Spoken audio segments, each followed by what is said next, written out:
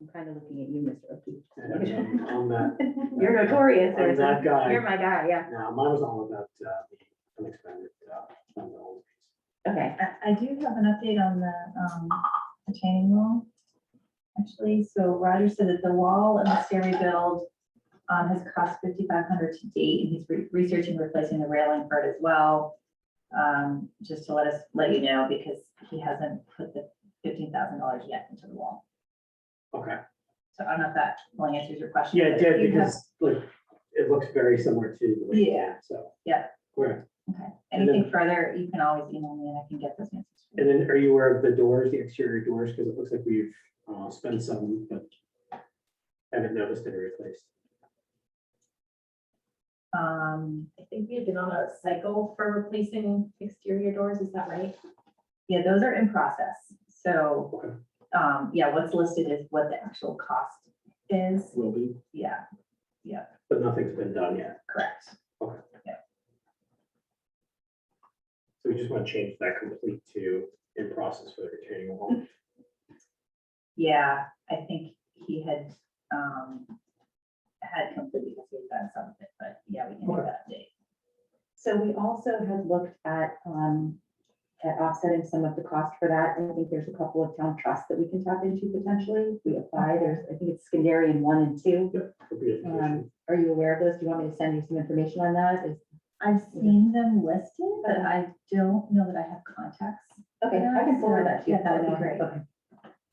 Just might help to offset some costs. Yeah. Maybe too late though, because we've already started Started. and assigned from It's last year's possible. budget to cover that cost. It is possible. It is?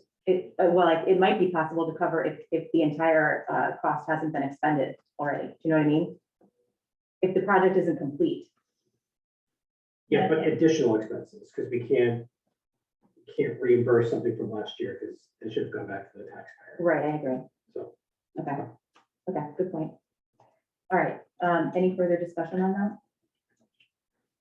So I would accept a motion to approve consent agenda items 1 through 6. I move to accept consent agenda items 1 through 6. Okay, do I have a second for that? I'll second that. Okay, any discussion? Hearing none, let's just take a vote. All in favor? Passes. Thank you.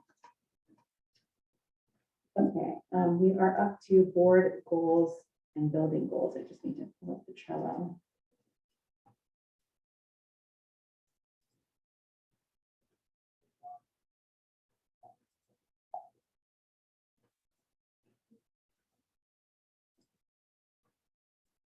Okay. I thought I put it in the card. I did not. Maybe have the board goals that we had from last year handy. I know, Danae, you reminded me where they were, and now I'm forgetting. So if you look in the April 2020 packet, Yeah, don't you, I don't know if you remember, we were working on them yeah. here. Okay, thank you.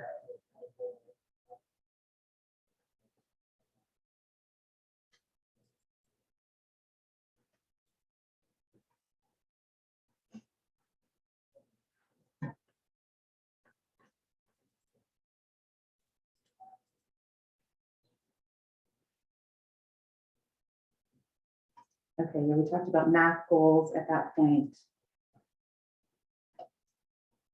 So our goals, can everybody bring up that packet just so you see what they were before? What page is it on? It's on page 33 of the April 2020 packet. I like 27 in that doc. It's the Mont Vernon agenda packet, April 13th, 2020. It's the top one in that card. Yeah, it's final revised.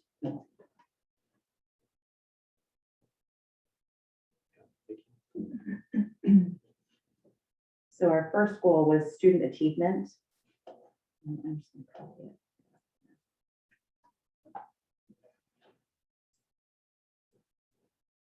Our first goal was student achievement, so the first bullet point was an instrumental band for students, creating an after-school band opportunity. So actually that is a question where our music program stands today, I think would be an appropriate question. Do we want to talk about that? Like whether we can include that as a goal at this point or anybody? I know we're gonna be going through a district-wide conversation. Yeah. I don't, I mean, it's important, and I think it's a goal, but not something that we need to put in for this school, because we should be revamping our entire district's, music curriculum. Yeah, I agree. Well, why don't we just review student achievement as one goal first and see if that's what we think. So a band program or music program or NWEA growth targets in math. So we have percentages listed there. We had Dreambox usage as a goal, targeting 30 minutes a week for K through 2 and 60 minutes a week for 3 through 6 with a bullet point underneath it. And then math standard scores also listed there. So revisions to that. I want to put something in about our 2 interventionists. I know in our deliberative session, a member of the public brought up about the continuation of those 2 roles and the importance of them. And so I want to make sure that we have enough factual backup to justify those positions. So if that question is asked of us again, that we are prepared to respond in a favorable way to say, yes, they are having definitely an impact. And it's a marketable impact. I mean, I just saw a math equation out in the hallway today, so, and Mrs. Brown is doing a great job keeping that front of mind. Just making sure that we have the documentation to show that, yes, these 2 roles are still required and needed. So role of interventionists. Yep. And I believe Mrs. Brown shared with me in the parking lot on the first day of school that this building here did a phenomenal job with math results last year. And I think that's something that's really important to share with the public and the community as well. So what do you think would be measurable there? Yeah, so I like growth target projections, but I also believe that as a goal standpoint, we need to do a better job with effectively communicating to the community about the benefits of our math program and how we've restructured that approach. Unfortunately, COVID put a huge arrow in our year of math program. And it kind of fell by the wayside in the Zoom world. Right. I don't know if we want to revisit that whole concept, but and we had some struggles with the reading side. Okay, I'm just gonna pop some notes in here and then we can revise it. Yeah. We'll put it back on the agenda for next month, but just so we can capture. Okay, let's look and see. So moving down, we had also the NWA target growth targets in math. Do you see those? Do you want, I mean, what's our sense of that? Revising them, keeping them the same? I think 70-80% of students meeting target growth, 2 through 6, 60 to 70% of students meeting targeted growth, right? So how did we measure up against that, Christine, on our last NEWA results? Were we far under? Because I don't want to keep a benchmark the same because it means that we're not trying to do better or improve. So if we weren't anywhere near that point, clearly that's a goal that we should keep because it should be inspirational and aspirational. But if we've met that pretty successfully, we then need to think about possibly moving the bar a little bit higher to try to stretch. Let me just log in and I can tell you about Thank it. you. Were those benchmarks in context to COVID or were they established pre-COVID? This was pre-COVID. And NWA as an organization with the global benchmarks say that 50% of your students should hit the growth target. Right. So anything above 50%, you're doing very well.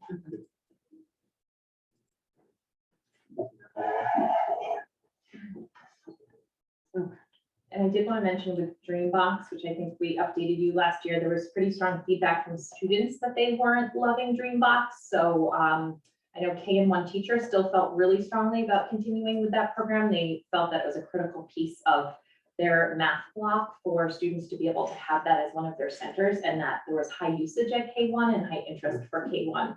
But we've decided for this year, especially with the work that we're doing with our 2 different math programs that we're piloting this year, we felt that it would be an important year to take a step away from Dreambox. Again, if we felt strongly that it was an important tool and it was missing from this year, we certainly can revisit that. So we don't have that tool this year. So that would be one caution with Dreambox. we wouldn't really be able to use that, except at K-1. Was it replaced with anything in particular? No, we actually chose not to replace it because of our math pilot this year. We felt that it was really important for teachers to just focus on the professional development and the time to really dig deeply into those programs, to be able to pilot them and then provide that feedback as to what program we want to go with for next year. So would a more appropriate goal be to include something about the math pilots? We could.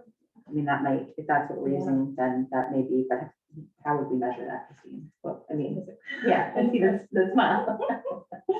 I mean, our NWEA growth data will show whether, we'll look at our growth and show how our students grew this year in math. So that is one way to measure it. As far as the pilot process, we're in the middle of finalizing what that feedback form will look like from teachers. Mhm. So there's kind of two pieces. There's the academic growth our students are making in math. There's also what teachers are seeing in the classroom, which we're going to get from our pilot feedback, as well as each of the programs and what were the strengths and weaknesses of those programs. So that data will be gathered from all of our pilot teachers. Okay. Well, I just have it as a note here so we can flesh that out a little bit. And did you want me to pull up last fall to, well, if I pull fall to spring growth, that's only K2 took that. Do you want me to pull last fall to? So here's the issue, right? So we didn't really have interventions last year because they were pulled into the curriculum full-time as full-time teachers. And so we didn't have the ability to measure the impact of having two individuals focus on two specific subject matters Mhm. and pushing into the classroom to help out our educators with that particular content or structure. So I don't know if we're going to be able to take a look at last year's numbers at all, although they were impressive from what I heard. Mhm. Can you just give me an idea of where we saw the growth? And then from there, we can then say, hey, our goal here is to maintain the 60 to 80% students meeting target growth versus maybe doing 75 to 85. Mhm. So we had, let's see, here in math,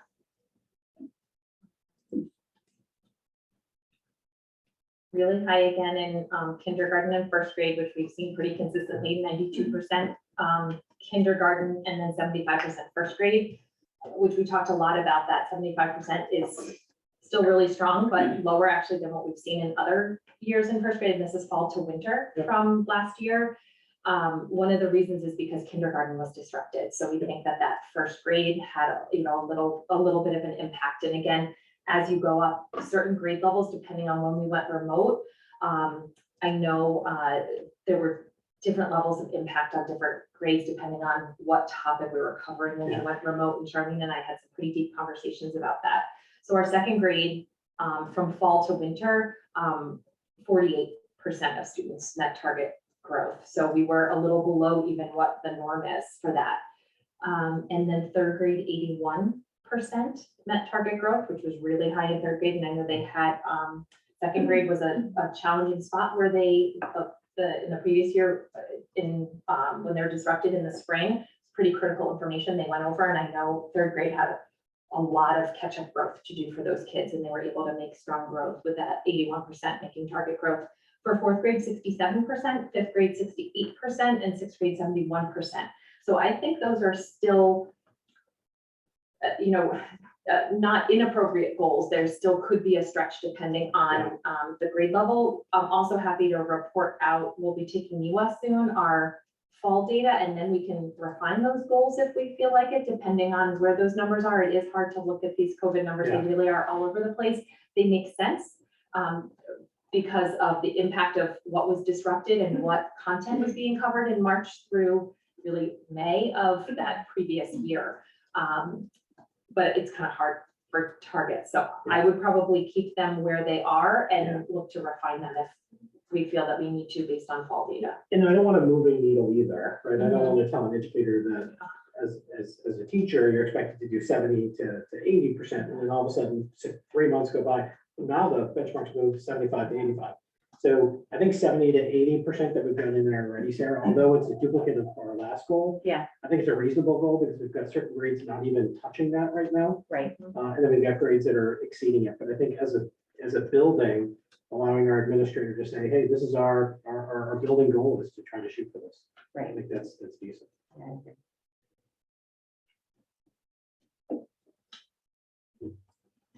Okay, the last one that we had in here was math standard scores. In addition to the growth targets. Yeah, and I think that there's still a lot of value in measuring that, because you're looking at student progress in the standards themselves, which can also really help us with our math pilot. And kids who may not do as well on a standardized test have that whole year to show what they know and how they've grown and what they've done. In looking at the goal, we've not been able to measure this goal ever with COVID.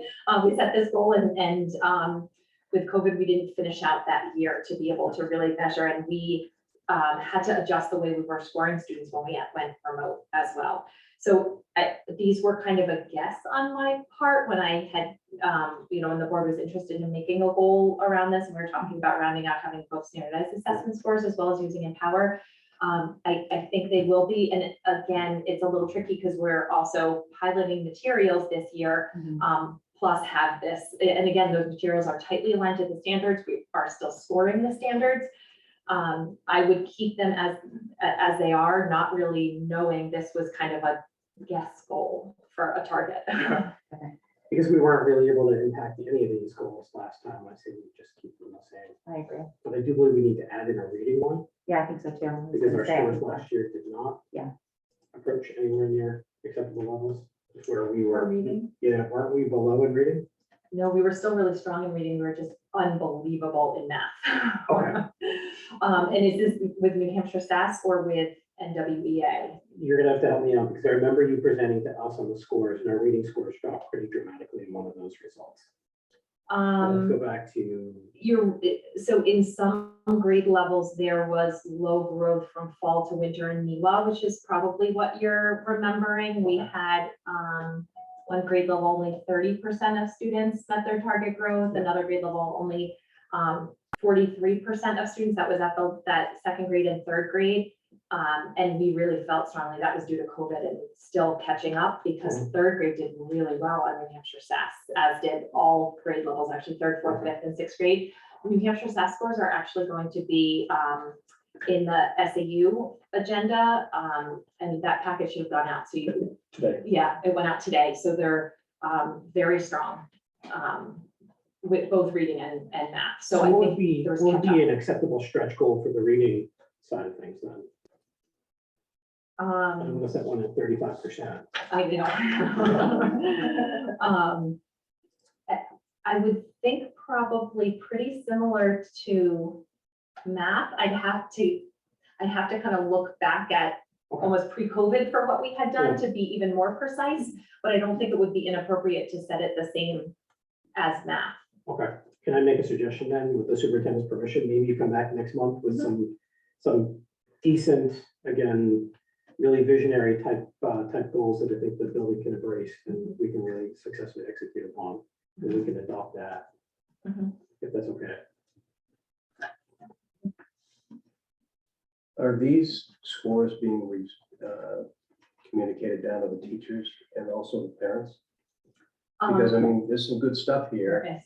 in a challenging time Yeah. for both the staff and also the parents that are trying to teach at home.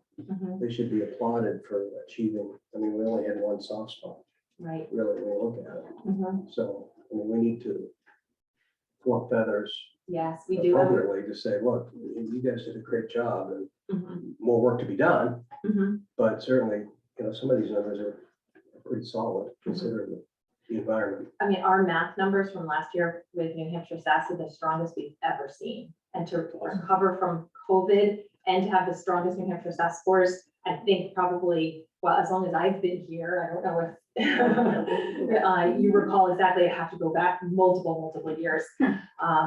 So the New Hampshire SAS scores didn't come out until like just at the end of the school year. So it's hard, we didn't communicate yet to the school board that information. We usually do that in our SAU presentation. How are they but compared to Clark Wilkins? significantly higher. So I don't know how we communicate that out, both to the staff, and maybe that falls on you. Yeah, To definitely. communicate. Yeah, that- Yeah, and I did Report communicate to or, the staff. Yeah, I you know, shared our wrap it New up Hampshire task force. and kind of say, look, this is where we were, this is where we got. You guys did a great job and more work to be done, but I Mhm. mean, kudos. Yeah, and every year there's still, work, because you still have that full year. New Hampshire SAS is measuring whether students are meeting grade level expectations, and it's the percent of students that have met grade level expectations. So every year you kind of start fresh again and try to meet those grade level expectations. So it's not like we're so far ahead, we can kind of sit back ever. Right. Our teachers are always working every year to be able to meet those expectations, which are rigorous grade level expectations. But definitely something Tom and I, in a future newsletter, we can certainly share. We always share with families their individual student score reports. But typically it's been a principal's newsletter. We always meet with the staff and share out our both individual and school-wide data or over Slack. This summer with New Hampshire SAS, I sent it out over Slack. But we can certainly work together on that. Yeah, thank you. Okay, feeling good about goal number 1? The achievement. Okay, goal number 2 is budget. So last year's just read to prepare a fiscally responsible budget for FY21 with a focus on student achievement, staff development, and maintaining a comfortable, safe learning environment. Present and have the town approve the budget in March 2020. Bullet points for special education transparency and public awareness of the process was communicated during the public session and budget committee meetings. Budget committee participation was active with 3 members of the community, including a town select person, 2 community members, and a school board representative. We had the budget roadshow between the deliberative and the ballot. That was not accomplished during the FY21 budget process. We have bullet points at the selectmen, community at the library, the PTA, that was that roadshow idea, and live school board meetings, but the budget passed. So I think it's appropriate to just kind of update that for this year, unless anybody has objections or ideas. Our budget is in really good shape. I mean, Yeah. our Community understands how tightly we budget it and seem to be very trusting and supportive at this point. I think that's gonna be a challenge this year, though. Yeah. I just think in the environment we're in, there's gonna be more pressure on every aspect of government to cut back and keep the reins. That's just my personal opinion. Well, this I know we board, run a tight ship. I was gonna say, this board in particular runs a very tight ship. And the difference between the default and proposed is usually negligible, and that's a sign of not asking for anything outlandish in the budget. We may have to cut a sail off the ship. Instead of 5, we'll have 4. Okay, we're good with that one. And I'm just popping these onto the Trello card too, if anybody wants to see them or edit them, they're there. Our third goal last year was parent-teacher partnerships.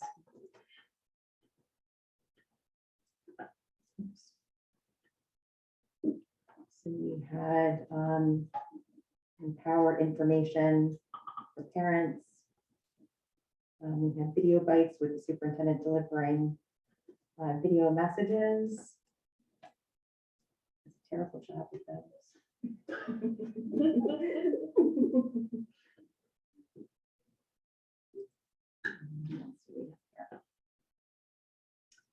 We had Facebook page, the MVVS Facebook page gets updated with events. The SPTA Facebook page also promotes events.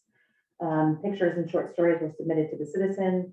We had curriculum nights, family math night, school-wide communication about the tool rollout. I assume, what was that about? I don't know, probably Empower, I'm imagining. Staff and families connected and continued use of Nixle for messaging, weekly news and updates sent out by the SAU and One Communication instead of each school completing their own. Staff now utilizing Slack as a means of internal communication. And that was it on there. Any changes or updates? Do you think we need to add in something about the effective use of virtual technology now, specifically on the Zoom side? Encouraging meetings between our district partners to be virtual instead of in person, saving on travel time and just making things a heck of a lot more efficient.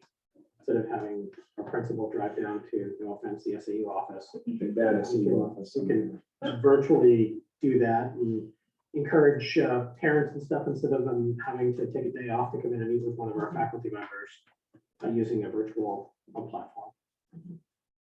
Encourage the use of virtual platforms. I would agree. I just like for all of us learning to go to the doctor virtually in 3 out of 4 cases is completely more simple than going and taking a day off work and driving all of that same way. I would say beyond that, I think our communication from this school and with Tom in particular already this year is really strong. I'm not sure there's much stretch that we have when it comes to communication out of this school. So I'm wondering if there's anything else the board might suggest in terms of things to communicate or topics to communicate about. Because I think the methods we have are strong. I think the person behind the message is very strong. I just wonder if there are other types of things we should be focusing on and trying to communicate. I already heard one you mentioned before about the quality of our staff scores and our, but are there others? Well, I just, similar to what you do, I'm not saying it has to be weekly, but do you do a monthly video update? Yeah, I've done that before, and absolutely can do video, yeah. Maybe if your TikTok channel or My girls can help me out. Instaface Yeah. or Yeah, we've gone viral a few times with our kitties. We can definitely do that. Yeah, I've done that before. We had a little video link on our website, so. Yeah. I mean, it's Adam's had guests on, students or, faculty, talk about math. I'm just spitballing here, but. Weekly may be difficult. There may not be enough to, but maybe you have Roger on once a month to say, hey, this is what we're doing at the building or what we've done, or something like that. I don't know. I did meet with a communications specialist from a university who lives in one of our towns, who did encourage more of those types of videos. And the image really is the mom or dad at the bus stop, like a minute long, pretty short and direct, and frequent. It was kind of the message. So trying to do even more of that. Yeah. type of thing. I like the idea of the facilities update. Like I had no idea what's going on half the time, and like it would have been nice to. Yeah, facilities, that's a accessible. great example. I agree. Just keep telling Roger we love those. So good. It's nice to hear. It's good to hear that the building's taken care of and kept safe for the kids. It's really comforting, I find. But Well, it's good for the taxpayer too, see where the money's going. Very encouraged. So one thing that Roger and Tom in particular have done is doing things the right way the first time we discover them. So I'll just give an example from another school in this district. The teachers indicated, or actually Roger smelled gas in, around some of the science labs. He said, he sort of looked into it right away, of course. And the teacher said, oh yeah, every time we turn the main valve on to do science experiments, we've smelled that for about 20 years. So we did a test and sure enough, there's a gas leak. It's been there for 20 years. And they just kind of said, well, that's why we turn the valve off and we're done. So Wow. we're finding lots of those types of things and we're addressing them and doing very well with them. So Wow. wasn't here. Gas here. We also need to figure out a way to communicate with people that don't have kids in the building, right? Embracing the community members that support this place through their tax dollars and the tax base. Well, I mean, this is parent-teacher partnership, so we don't really have I don't know that we have a community like outreach partnership. Do you know what I mean? Yeah, this is just a communication goal. Right, I think, yeah, what if we switch it to communication? Yeah. So I think that makes more sense. do we know how the community is accessing information about the school? Like, is Facebook the primary tool? Is the newsletter the primary tool? Like, how is the community getting information if they don't have children enrolled? Do we have any idea? I have no idea. I think both of those, It's and maybe on the website Facebook. too. If you're not on Facebook, you have no idea what's going on. And I think we get a lot of feedback that is sometimes a good thing, but also not necessarily a good thing, because not everyone is on Facebook, so, And no one buys newspapers anymore, so it's really Right. tough and it's very challenging. right. I think, although it wasn't very well attended, but when you did the thing at the library, the people that were there took that conversation and actually passed it to 3 other people. Right, So maybe get our new principal, no offense, to offer a community meeting, whether it be at the library before budget season to talk a little bit about some of the great things that are going on here.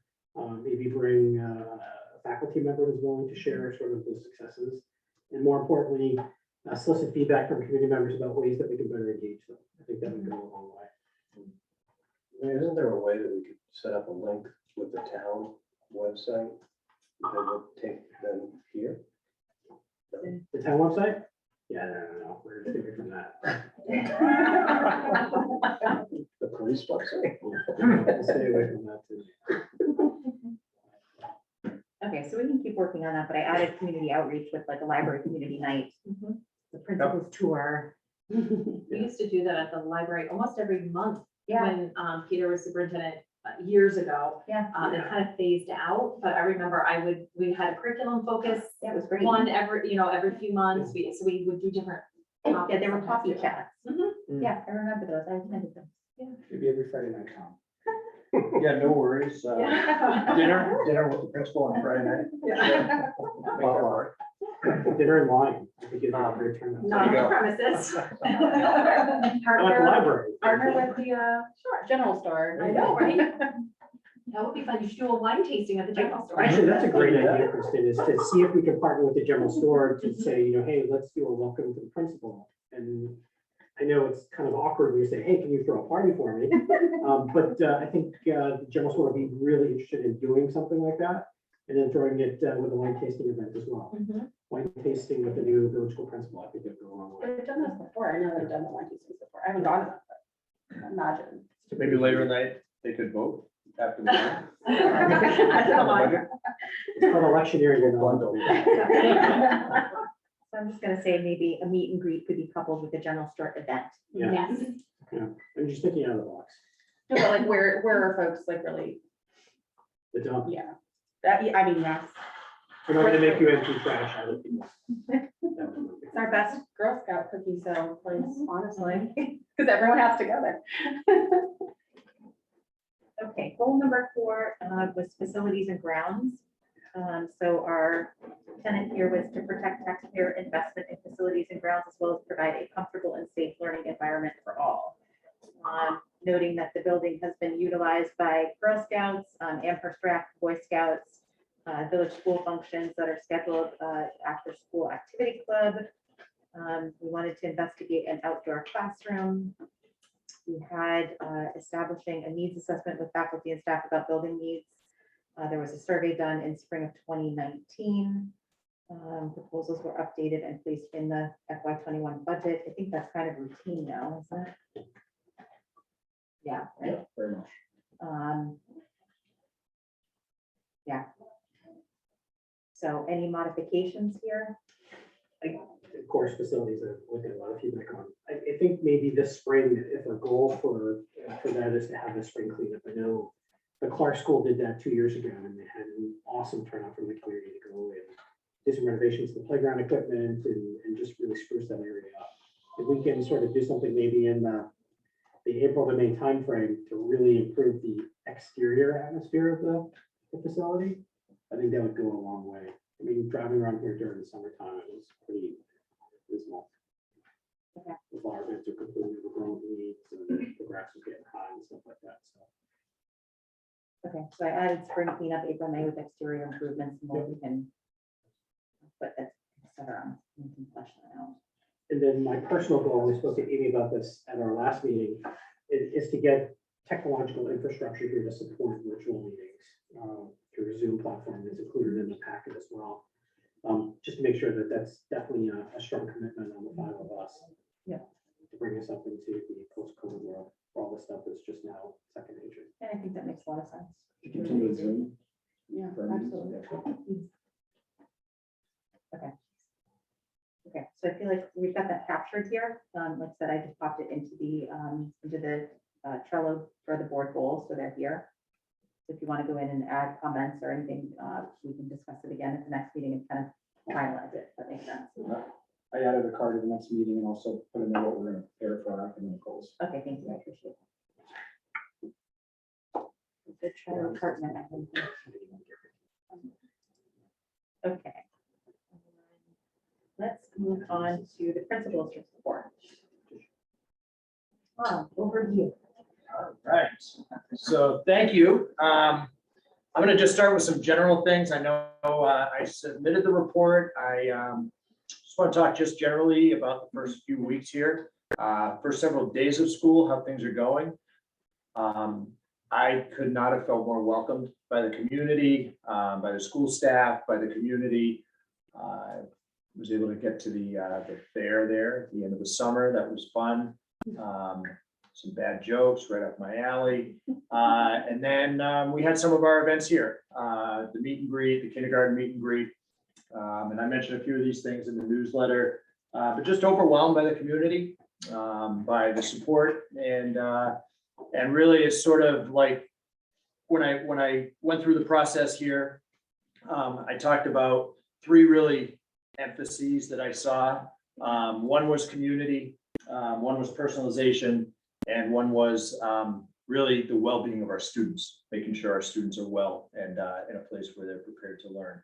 And I want to sort of, in the report tonight, hit those three, because I think those, as I listen to the goals, as I walk through classrooms and talk to families in the community, I see those three areas really as strong areas of emphasis. So as I go through this tonight, I have a few notes that even updates since the report was submitted last week, but I just wanted to mention those three areas. So in the actual report, you can see I've talked about the spirit and pride around the Falcons, and we are the Village Falcons. Our theme this year is "It takes a village to soar together." And if you walk the halls, you will see that certainly has taken on a life here with our staff, with our students. Really proud of coming off of a tough year with COVID, and very interesting. Not only do we have kindergartners, of course, new to our school, but a number of other students. We have homeschoolers that are here for the first time. We have students who were remote last year who are back for the first time. So really that coming together, that community feel to start the year was really important to us, to all of us as a team.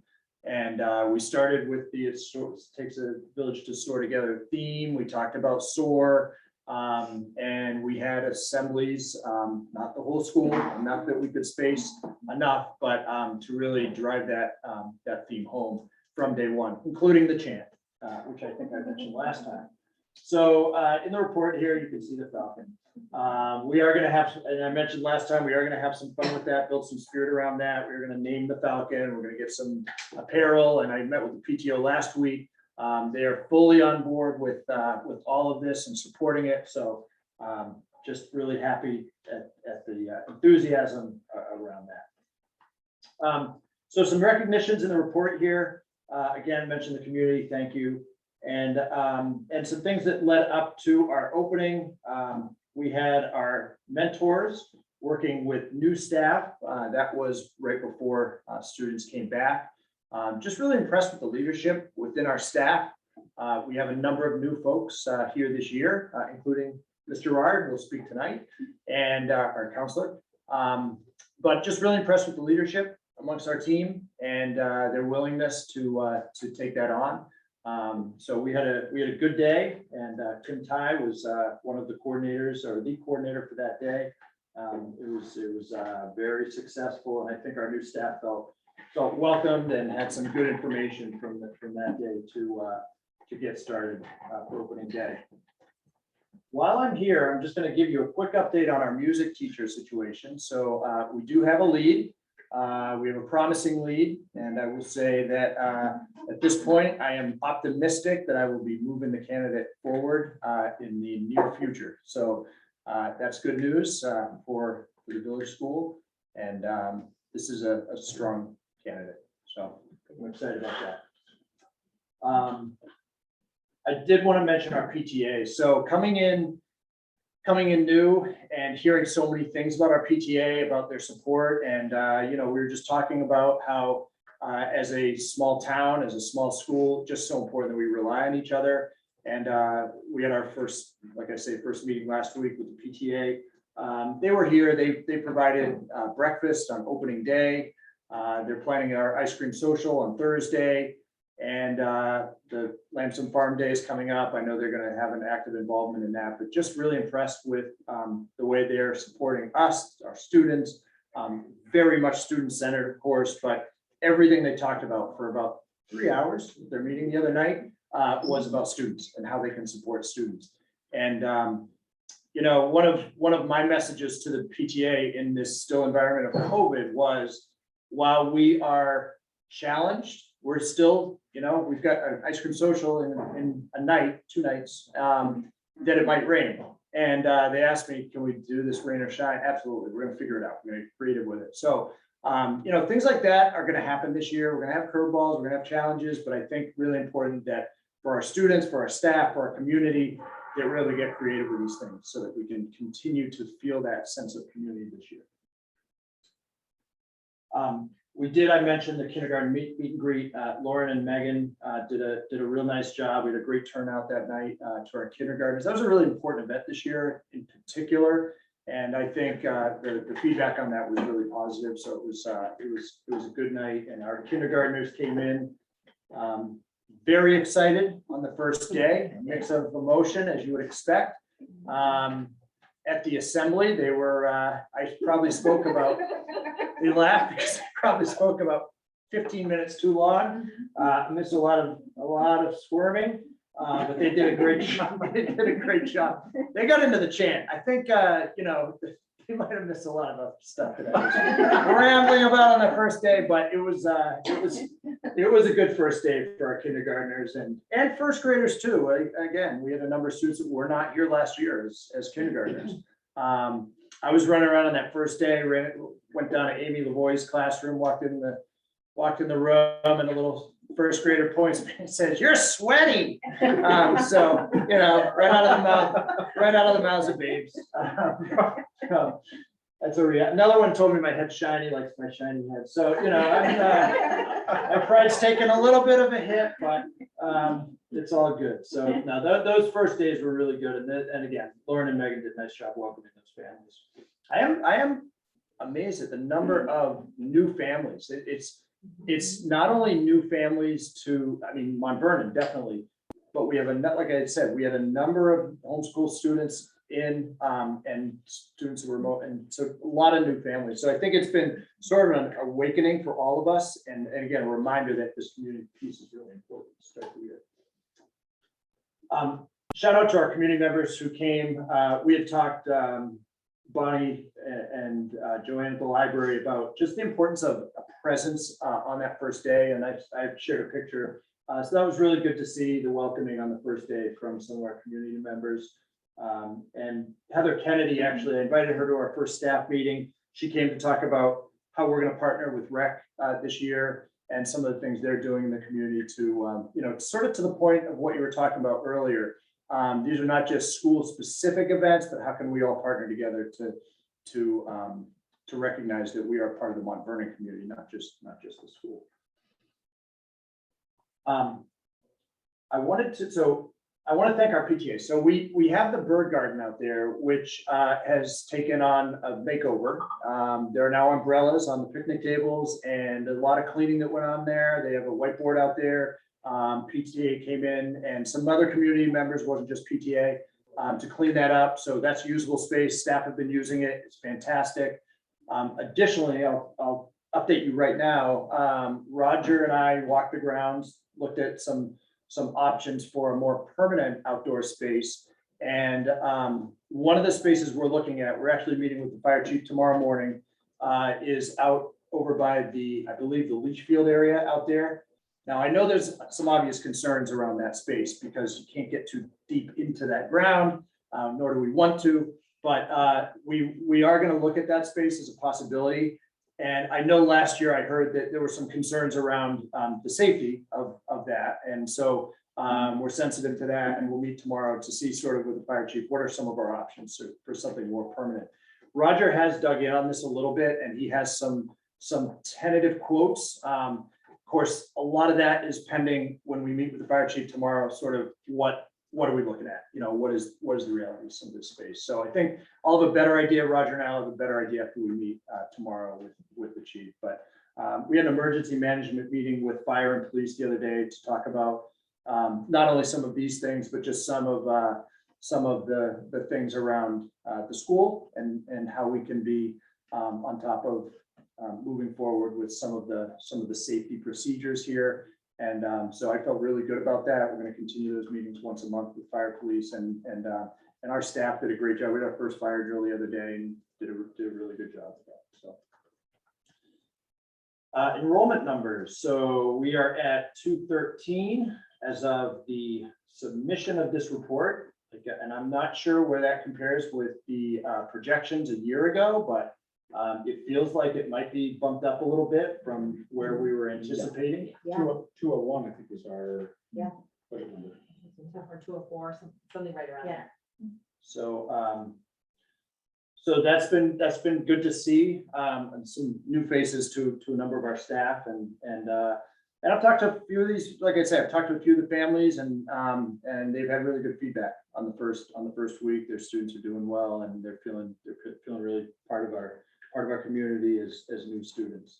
Luckily, they're evenly distributed amongst the grades, so there's probably not a huge grade that would be a problem, so it's good.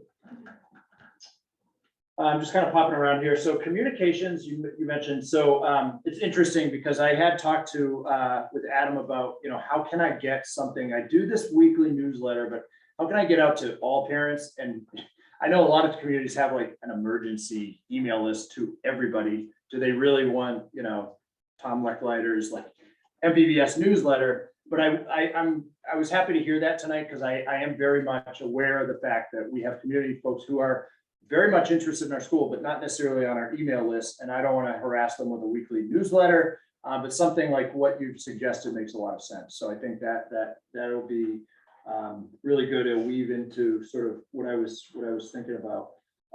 Something I didn't probably explain to you is we have a Nixle group that anybody in the community can sign up for. And so they've specifically said, like, if you text NVVS to 888-777, it signs you up specifically to receive updates about the Mount Vernon Village School.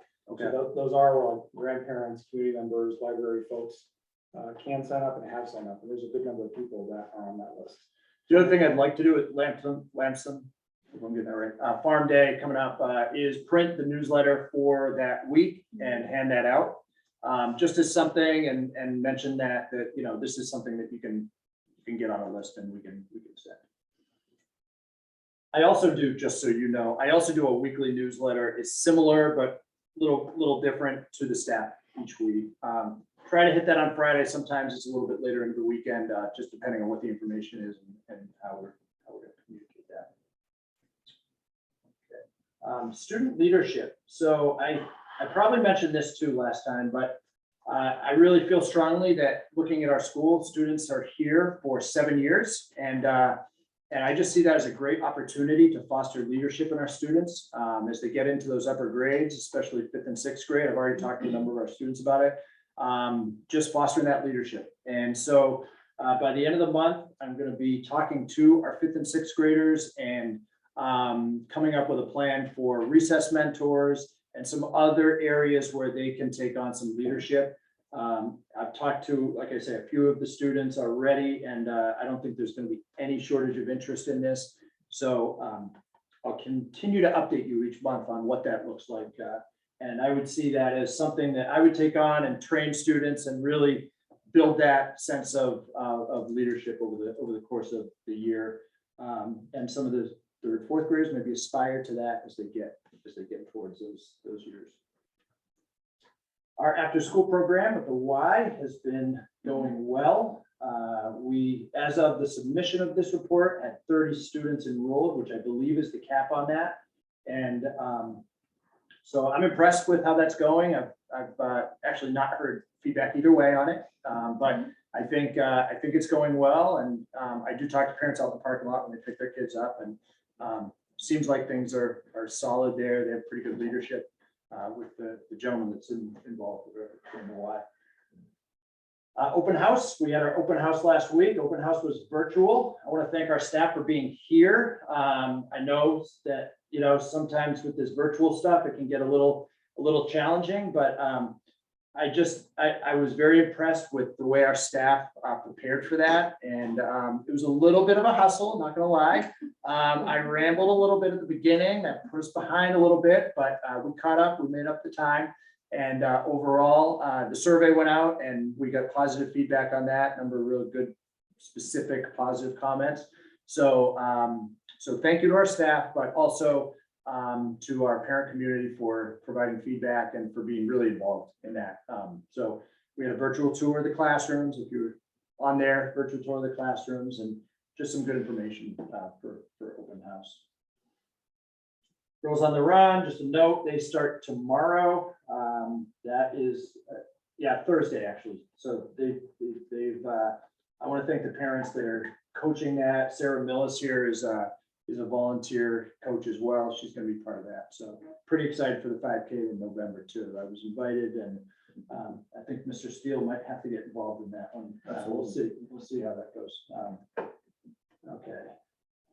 So as far as grade level updates, I think the history on that has been that each grade submits an update, and we sort of give you an update for each grade. For this report being as quick as it came around, I just kind of put a sample of each grade in there that was able to submit and that I was able to pull together. But I can get that from each grade. I'm sort of looking for if the board would like that from each grade level, or if you just sort of like me to select what the highlights are that you'd like, sort of like me filter through to give you. I can do it either way. So, you know, we can have a K-6, we can have the counselors and all the various folks provide updates each month, or I can just sort of like through my lens say, okay, this is something that's important, and provide the updates as they come in for each month. But I did give an update here for grades 2, 3, and 6, just to give you an idea on that. I would not be opposed if we had a staff from one of the grades every month to speak of their grade. Yeah. And what's going on, what's working, what's the change. Yeah. I know it's incremental time on you folks, but So that's actually our plan. So next month's gonna be, this month we have our counselor, next month we're gonna have first grade. And they're gonna kind of roll through over the course of the year. So you're ahead of it. yeah, well, I think you just read I think it's telepathy or something. I think it is nice though, just in the written report to have a little snip from each grade. I know I got really positive feedback, you know, last year about that from community members saying, oh, I had no idea that the kids were doing this. And I think it was just, it was a really nice way for people to feel a little bit connected. You know, even if your kid isn't in that grade, you're like, oh, this stuff is so cool, you know?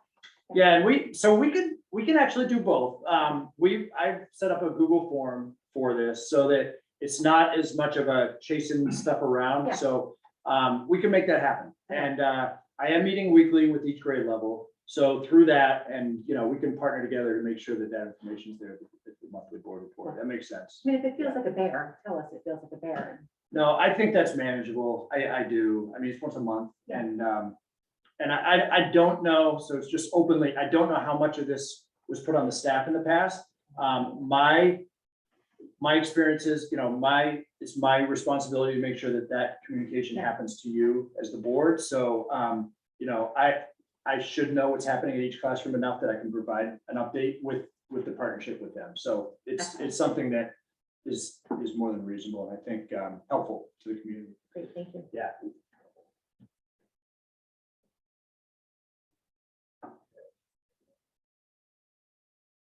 Tomorrow is picture day. I'll just throw that out there in the upcoming events. We're just looking at the calendar. So we are having our staff picture early and then our student pictures tomorrow. The kids are very excited about that. Probably not, but I think that covers. I just want to hit a couple of things that were not on the actual report since then.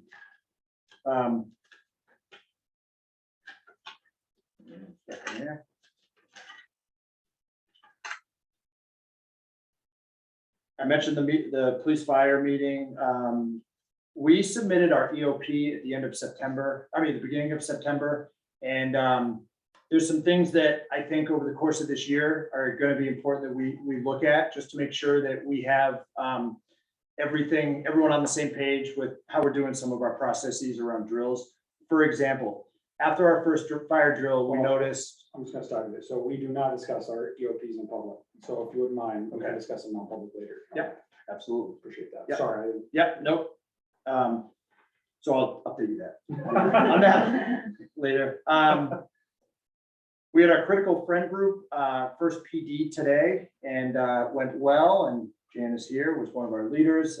Just want to thank the staff for their work on that, and part of that is sharing some challenges that they may have instructionally, or just an area that they want to bring to their colleagues. And so it's a collaborative model. It follows a very specific protocol, and that went really well today. So thanks to Jan and the team for their leadership and their work on that. You mentioned NEWA before. We are doing our NEWA testing here at the end of the month. We set up that schedule. Maggie Holm, our reading specialist, and Charlene, we had a meeting. They met today, and then we caught up after. So the last 2 weeks of September will be our NEWA testing, and we'll provide updates on the scores on that. And I mentioned the music teacher. So I think that's the report. Do you have any questions for me? I don't. Mr. Aki? I do, actually. First, when it comes to the report, can we, from the enrollment update standpoint, we break that out in terms of obviously K through 6. Yeah. Include 7 and 8, and then also include the homeschool numbers for kids that are using our services, but maybe homeschooled, like coming in for pushing in for art, pushing in for Spanish. I know As we well have as, 10 homeschool students that are pushing in for specials or some academic program. and so I just want to make sure that we're accounting for that, because although they may not be included in our October 1st number, the community needs to know that, we're not sitting at 213 students, we're actually sitting at 223 students, whatever that number is that we're servicing. Yeah, I think that's pretty important. The next thing I was hoping that we could do is put in for observations, formal and informal, just where we're at from a status standpoint. Yep. Just so we can see where the cadence is there throughout the year, how we're faring from that perspective. Also, I was hoping maybe we could put in sort of like a professional development update, what you're working on the delayed opening days. Just so we can get a better understanding of where the targeted focus is as a building, the faculty and staff want to take the PD side. Because when we develop our budget, do we need more resources to support that? Maybe there's something coming to the out there. Yeah. Then there was one other thing here. Let me just go to it. I like what you said about the presentations on a monthly basis. If we can involve students in that as well. I know in the past we've done that to a great degree, and as a parent of a kid that had to present to the school board, got to make a sense of pride for those guys. And just to have them come in and share what their feelings and their impressions are, have mom and dad see them from a leadership standpoint, hey, standing up in front of the school board, sharing what they're learning in school, I think that goes a long way. Yeah, we're working on that SEUI actually, doing all student presentations back. And I'm familiar with that. I've done that quite a bit. So I agree. It definitely brings a lot of pride from the kids It does. coming in. Yeah. And, that's it. I'm pretty. Anyone else have any feedback for Tom? Not specifically for Tom, but my question is on the NEWA testing. Is that, how many days is that? So it's about an hour or so for math and about an hour or so for reading. So it's one day, 1 week that a class would have, and then one day the other week that, class would be interrupted for about an hour or an hour and a half of time. Add tech in, if they're having a little tech trouble, at most it's 2 hours. Usually before lunch or after? Before, yeah, there are 2 time slots. I think you have a 7:30 to, or 7:45 to It's like early. 9:30, It's and then there's 2 set, yeah. I saw it today. I didn't commit to memories. I guess where my head was going is, is there something we can do from PTA and lunch program perspective where it's like pizza day on test day with ice cream or something that's, I don't know how stressful the day is for the kids for the testing. I don't know. It's been a long I time. think ice future cream. staff. But Yeah. I love pizza and ice cream, so I just wondered if we can counterbalance the stress of the testing with, hey, we're gonna test today, but I know I'm gonna get my favorite lunch today with special food, I don't know. Did the PTA do snacks? I think, did they do like a snack thing last year? They have done that for SAS testing. I'm not sure they've done it for NWEA. We haven't, we So- typically don't make too big of a deal about the NWEA testing, but I know sometimes like announcements in the morning will sometimes, We- hey, I know grade 1 and grade 4 is doing your, NWEA testing, get ready for that, and we're excited to support you and do your best kind of thing. Has there been any, from a educational research perspective, has there been research into making events like that that can be very stressful for students along the lines of what you're talking about? Making it like a celebratory event, if that alleviates stress, like I don't know data wise if there's anything. So I have quite a bit of experience around, particularly with the SAS test. Personal goals for kids, because that's something that NEWA builds that in sort of already. It's sort of part of the fabric of it. Whereas SAS is more of a sort of just once a year, all of a sudden it's SAS. So goal setting around the SAS, so students have a context to it, and then a school-wide goal kind of, and so we would rally around that and maybe have a little assembly before they did, just some reminders, get the PTA involved, those kind of things. I think that's really easy to pull off in the spring, and then a follow-up after, and sort of both as a community, as a school community, a goal, but also individually for students, so that, because we're always interested in growth, we're always interested in the individual growth of students. So I see that as something really important in the spring with the SAS, and for the nice thing about NEWA is we give it in the fall, the winter, and the spring. So there's a flow to it, and they know that, I'm taking this in the fall, and I'm looking to grow by the winter, and then again and then have that trajectory of growth. Where the SAS is once a year, it's harder to put a context to that. It's harder to bring meaning to that for some students. And so I think it is important to incentivize to some extent, motivate, and really get some camaraderie and excitement, spirit around it. Whether it's pizza and ice cream. And the way, and Christine, keep me honest, the way you would compare those two tests is NEWA is an evaluation of ourselves, SAS is an evaluation of our peers in the state. So how we measure against other districts inside the state, SAS is extremely important. They don't even look at NEWA. Whereas NEWA is a way for Christine to say, hey, we've got an issue in 3rd grade. We need to actually put some more PD, maybe get some push-in services in there, identify maybe opportunities to improve it. So, is that right? Yes. Are we also using NEWA? No, I don't want to derail us. I apologize. No. Are we also using NEWA as not only like where are students having opportunity to improve when they're under scorebook targets, but are we also using it as like where do students need potentially like support to sustain where they're ahead? Like, are we kind of using it both ways, or are we more looking to where growth is not meeting standards? Yeah, Definitely both. having not gone through it yet, I would say both. I mean, that's certainly, we really are looking at individual students and their growth on the continuum. So with NEWA. So I know both, teachers get and- so excited, like those winter scores, they're like, how many of my kids met target growth? Let me look.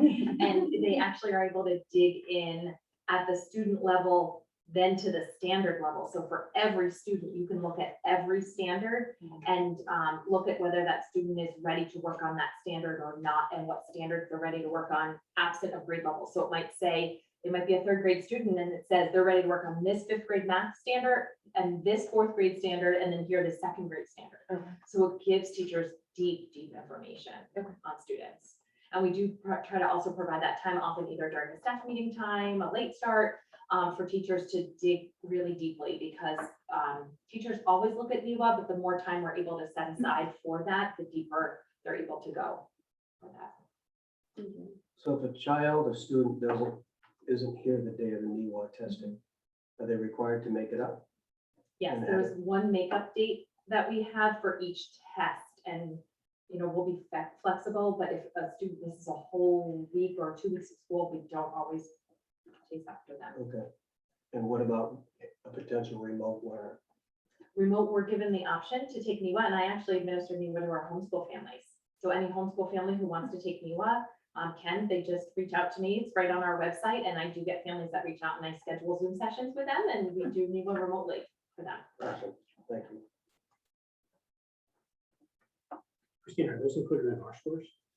They are, yeah, which is a good or bad. And we've actually had this conversation before, that when you're looking at the grade, I can't exclude them from the NEWA score for the grade level. And I can certainly, it's usually, I don't think there's been a Mont Vernon homeschool family recently. And I think I have one this year. It's usually a very small number. Last year I had a lot more just because we had so many students, and those were students that left us for just the year and came back this year anyway. But we've had that conversation. I know one year Charlene came to me and said, wait, what's going on? Why is this student here? Look at our scores. It impacted us. And it was a homeschool student. So I can certainly flag those for the board when we present the grade level data. If there is, any homeschool student that has participated, one student, one way or the other, can have a big impact in Mont Vernon. So there's no way to pull them out of that, unfortunately.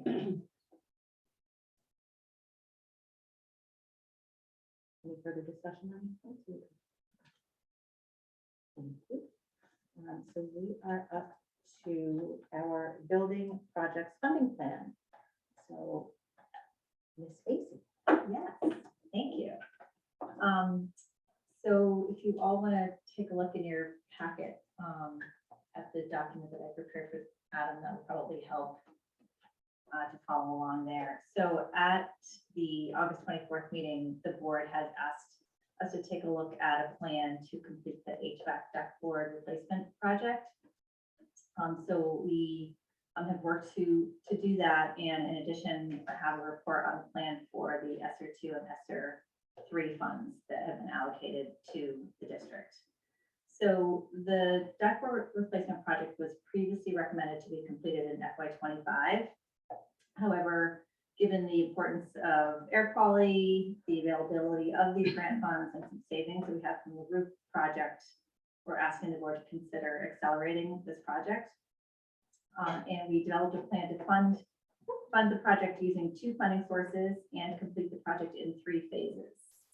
And by following this plan, that will allow for a balance to remain in your maintenance expendable trust fund for emergencies, and we'll be able to complete the project by spring of 2023. We would recommend that the board continue requesting the $50,000 to be added to the expendable trust fund from unassigned fund balance to allow for sufficient funds to complete phase 3. So if you want to refer to the memo, you can see the total cost of the HVAC ductboard replacement is $247,000. And as I said, we're recommending completing that in 3 phases. The first phase would use ESSER 3 funds and would be completed when school gets out this year. The second phase would use expendable trust funds and also be done when school gets out this in 2022. And the third phase would be done the following year with expendable trust fund monies. Yeah, so 1 and 2 will be done at the same time. If you want to look at the next chart, that is just showing sources and uses for your expendable trust fund. So there was a balance of $361,000. We used $207 for the roof replacement, and we would propose to use $95,000 of that for phase 2, which would still leave you with a balance of close to $59,000 in case of an emergency. So I want maybe stop there before I go to the ESSER projects and answer any questions on the HVAC. Mr. O'Keefe? So how is this being phased in? Are we doing, the 1 through 2 thing first and then? Yeah, obviously it's just a third of the building, a third of the building. Okay. So it would be 2/3 of the building first and then the final third of the building. And this is only replacing the ductwork, not the fans, the blowers, the filtration. Yes. If you get too technical, I'm gonna have to phone a friend. Yeah, I know. I'm trying to keep it simple. But I'll do my best. I'm trying to remember what he said about the blowers. Do you remember, Adam, were they all like powerful enough to continue another 10 years, or is that stuff that needs to be replaced as well? I don't remember off the top top of my head. They eventually do have to be replaced, I know that. I think that the duct work was more critical than the units themselves. I believe our long-term funding plan still has the replacement of the RTUs. Yes. Correct? Yeah. Okay. So the next thing we'd be saving for would be those. Do you have that breakdown anywhere? I do. I know we don't have a big board to pull it up on. No, the fire one was in there, the playground was in there, HVAC was in there. Yeah.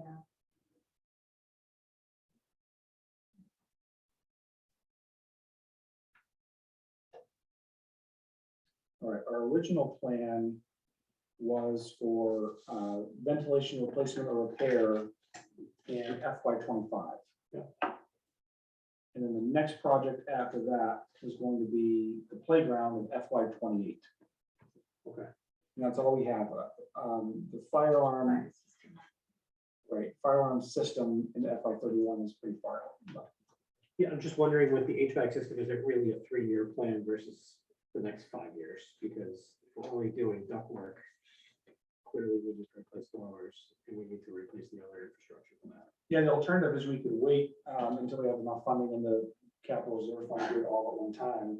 I think there's concern of the ESSER 3 funds expiring. Yeah, no, I want to move forward with it. I think it's valuable. It's just, I want to make sure from a budgeting standpoint, I mean, expendable trust fund is going to have to be continued for quite a while to boost up the amount of capital we're going to need to cover the other expenses with regards to HVAC.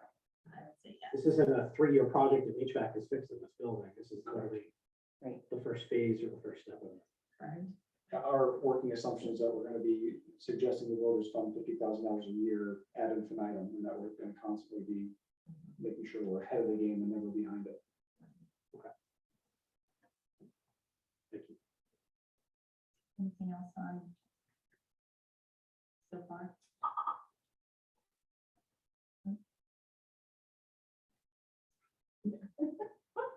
Getting some live Yeah. information. So we have updated the controllers and repaired the mechanical components of the existing equipment with COVID funds from last year.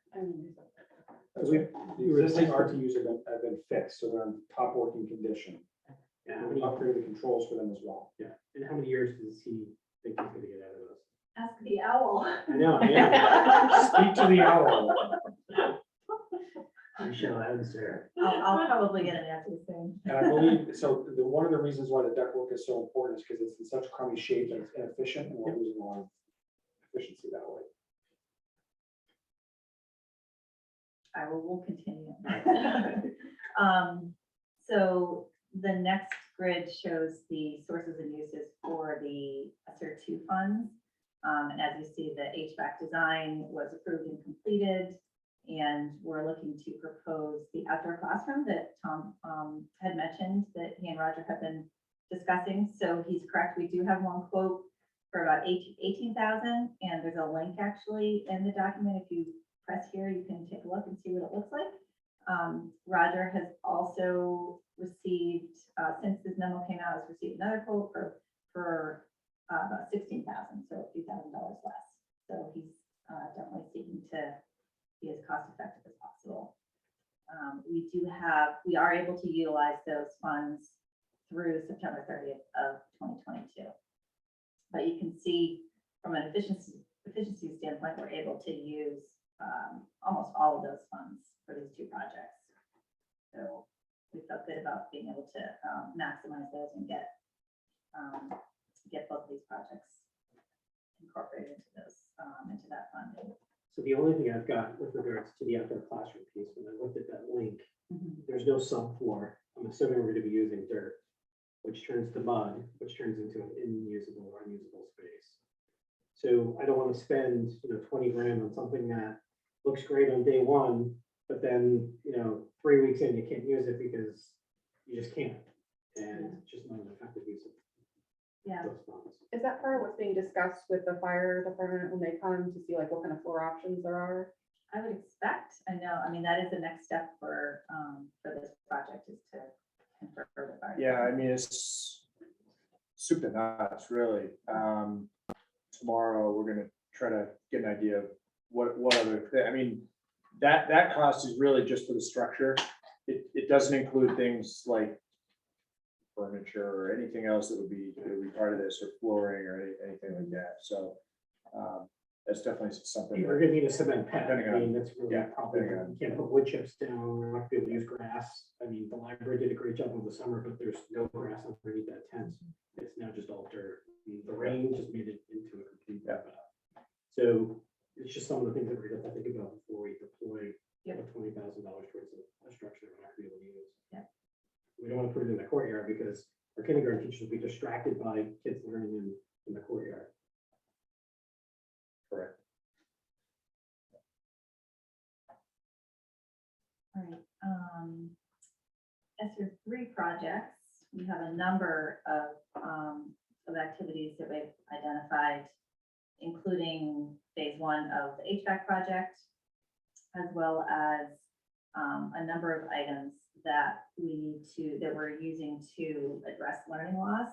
So one of the requirements of ESSER 3 is that we earmark 20% of the funds to address learning loss. So I worked with Christine and we've identified a remote instructional teacher that I'm not sure if any students are accessing. We have one teacher. remote student this year. One student had opted to be remote. So we have an Amherst School District employee that we're prorating and paying a portion of that salary to support that one remote student. We have probably, should double check, about 15 students total across the SAU who have opted for that remote option. So it is a small portion. It may even be less than what we earmarked here, but we wanted to earmark enough if we got another student that changed during the middle of the year to be remote. We didn't want to run out of funding to cover the expense of that remote teacher providing. They do daily morning meeting. They're parent support. So it's a pretty significant support to help in kind of bridging that gap between us and Hvac. Could we use, hypothetically, I'm assuming, let's just call it $100,000 with one student in the program from this district. I don't think we should be paying, $20,000 towards that cost. Could we use the additional capital in there to go towards our 2 interventionists to run programs throughout the year? Yes, we definitely can. As you know, we set that aside, not even in our grant yet, more in this as we were doing our calculations. But depending on how the year is going and what the exact rate is, we haven't even calculated yet the exact rate currently for that one remote student. And it might change throughout the year too, if remote students even in Amherst go back to be in person. But when we have a firmer number, yes, we absolutely can use that to run after school programs to support students who have some need for some deeper work and support. Just tying back to our goals, I think it'd be great to give the 2 of them a budget to say, hey, this is the way that we can make, the board goals achievable by pushing in, by doing these extra things, if they're willing to, to help in that effort. And the other items that are earmarked for learning loss are the instructional materials for phonics and word study and a summer reboot program that we discussed. The other items that we are looking to use ESSER 3 are also some technology items, laptop replacements, and the video equipment that you folks had asked us to look into for to be able to provide live streaming. So, and we do have until September 2023 to expend these funds, so we have some time. And in terms of next steps, we already discussed connecting with the fire marshal. Christine had also suggested that we share the outdoor classroom plans with teachers for input. Obviously, we're going to need to address their concerns soon as well in terms of flooring. And once we get the okay, then we would be submitting for the grant management system for ESSER 2 and ESSER 3. So for board action tonight, we're looking to see if you would approve the proposed funding plan for the HVAC ductwork replacement. I make a motion to approve the HVAC ductwork replacement as presented. Is there a second? A second. Any discussion? Okay, seeing none, let's take a vote. All in favor? You got it. Oh, Thank you. I should have brought this up before the vote, but that is, obviously, that's not a fixed number. So given the dynamics of inflation right now, that 247 could be 260, 265 by the time we're done with this. Is that fair? So we may need to bump those numbers. We have solid quotes on a first year basis, right? Yeah, we do. Yes. Because We do. we got that last month. Yeah, we have both. Okay. It's just the phase 3 that could be the variable, right? Yeah. Assuming. Potentially, but that is going to be funded from the trust fund. So there We will have be to a little adjust bit how of much wiggle we- room in there, yeah.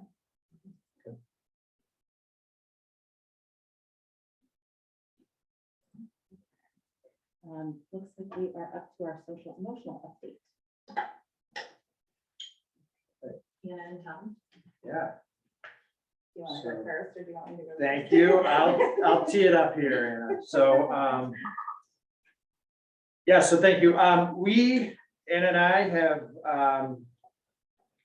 been sharing sort of what both of us coming in new, what we hope to see this year.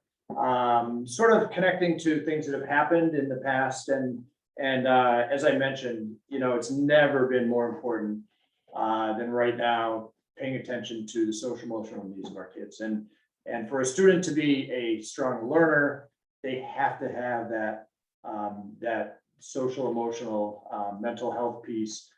They need to be in a good place. So we have a number of areas in our school already that I think are foundationally there. I think this year coming back, like I said before, as a community, I think there's just some sort of refreshing ways to look at this and some new things we can be doing. And we started, I know it's been mentioned tonight, but the summer reboot was one thing that we did. And I think that really was an important connection for our students. The staff that were involved in that did a great job of preparing for that and really meeting the needs. And I'll tell you, there was some academic component to it, but really it was all about the social emotional needs of our kids and really reconnecting them or connecting them to our school. So that was a success. Anna's going to talk about that. I don't want to steal your thunder, Anna. She's also going to talk about some of the things that happen in the classroom, because I think it's really important that SEL is not seen as a counselor thing only.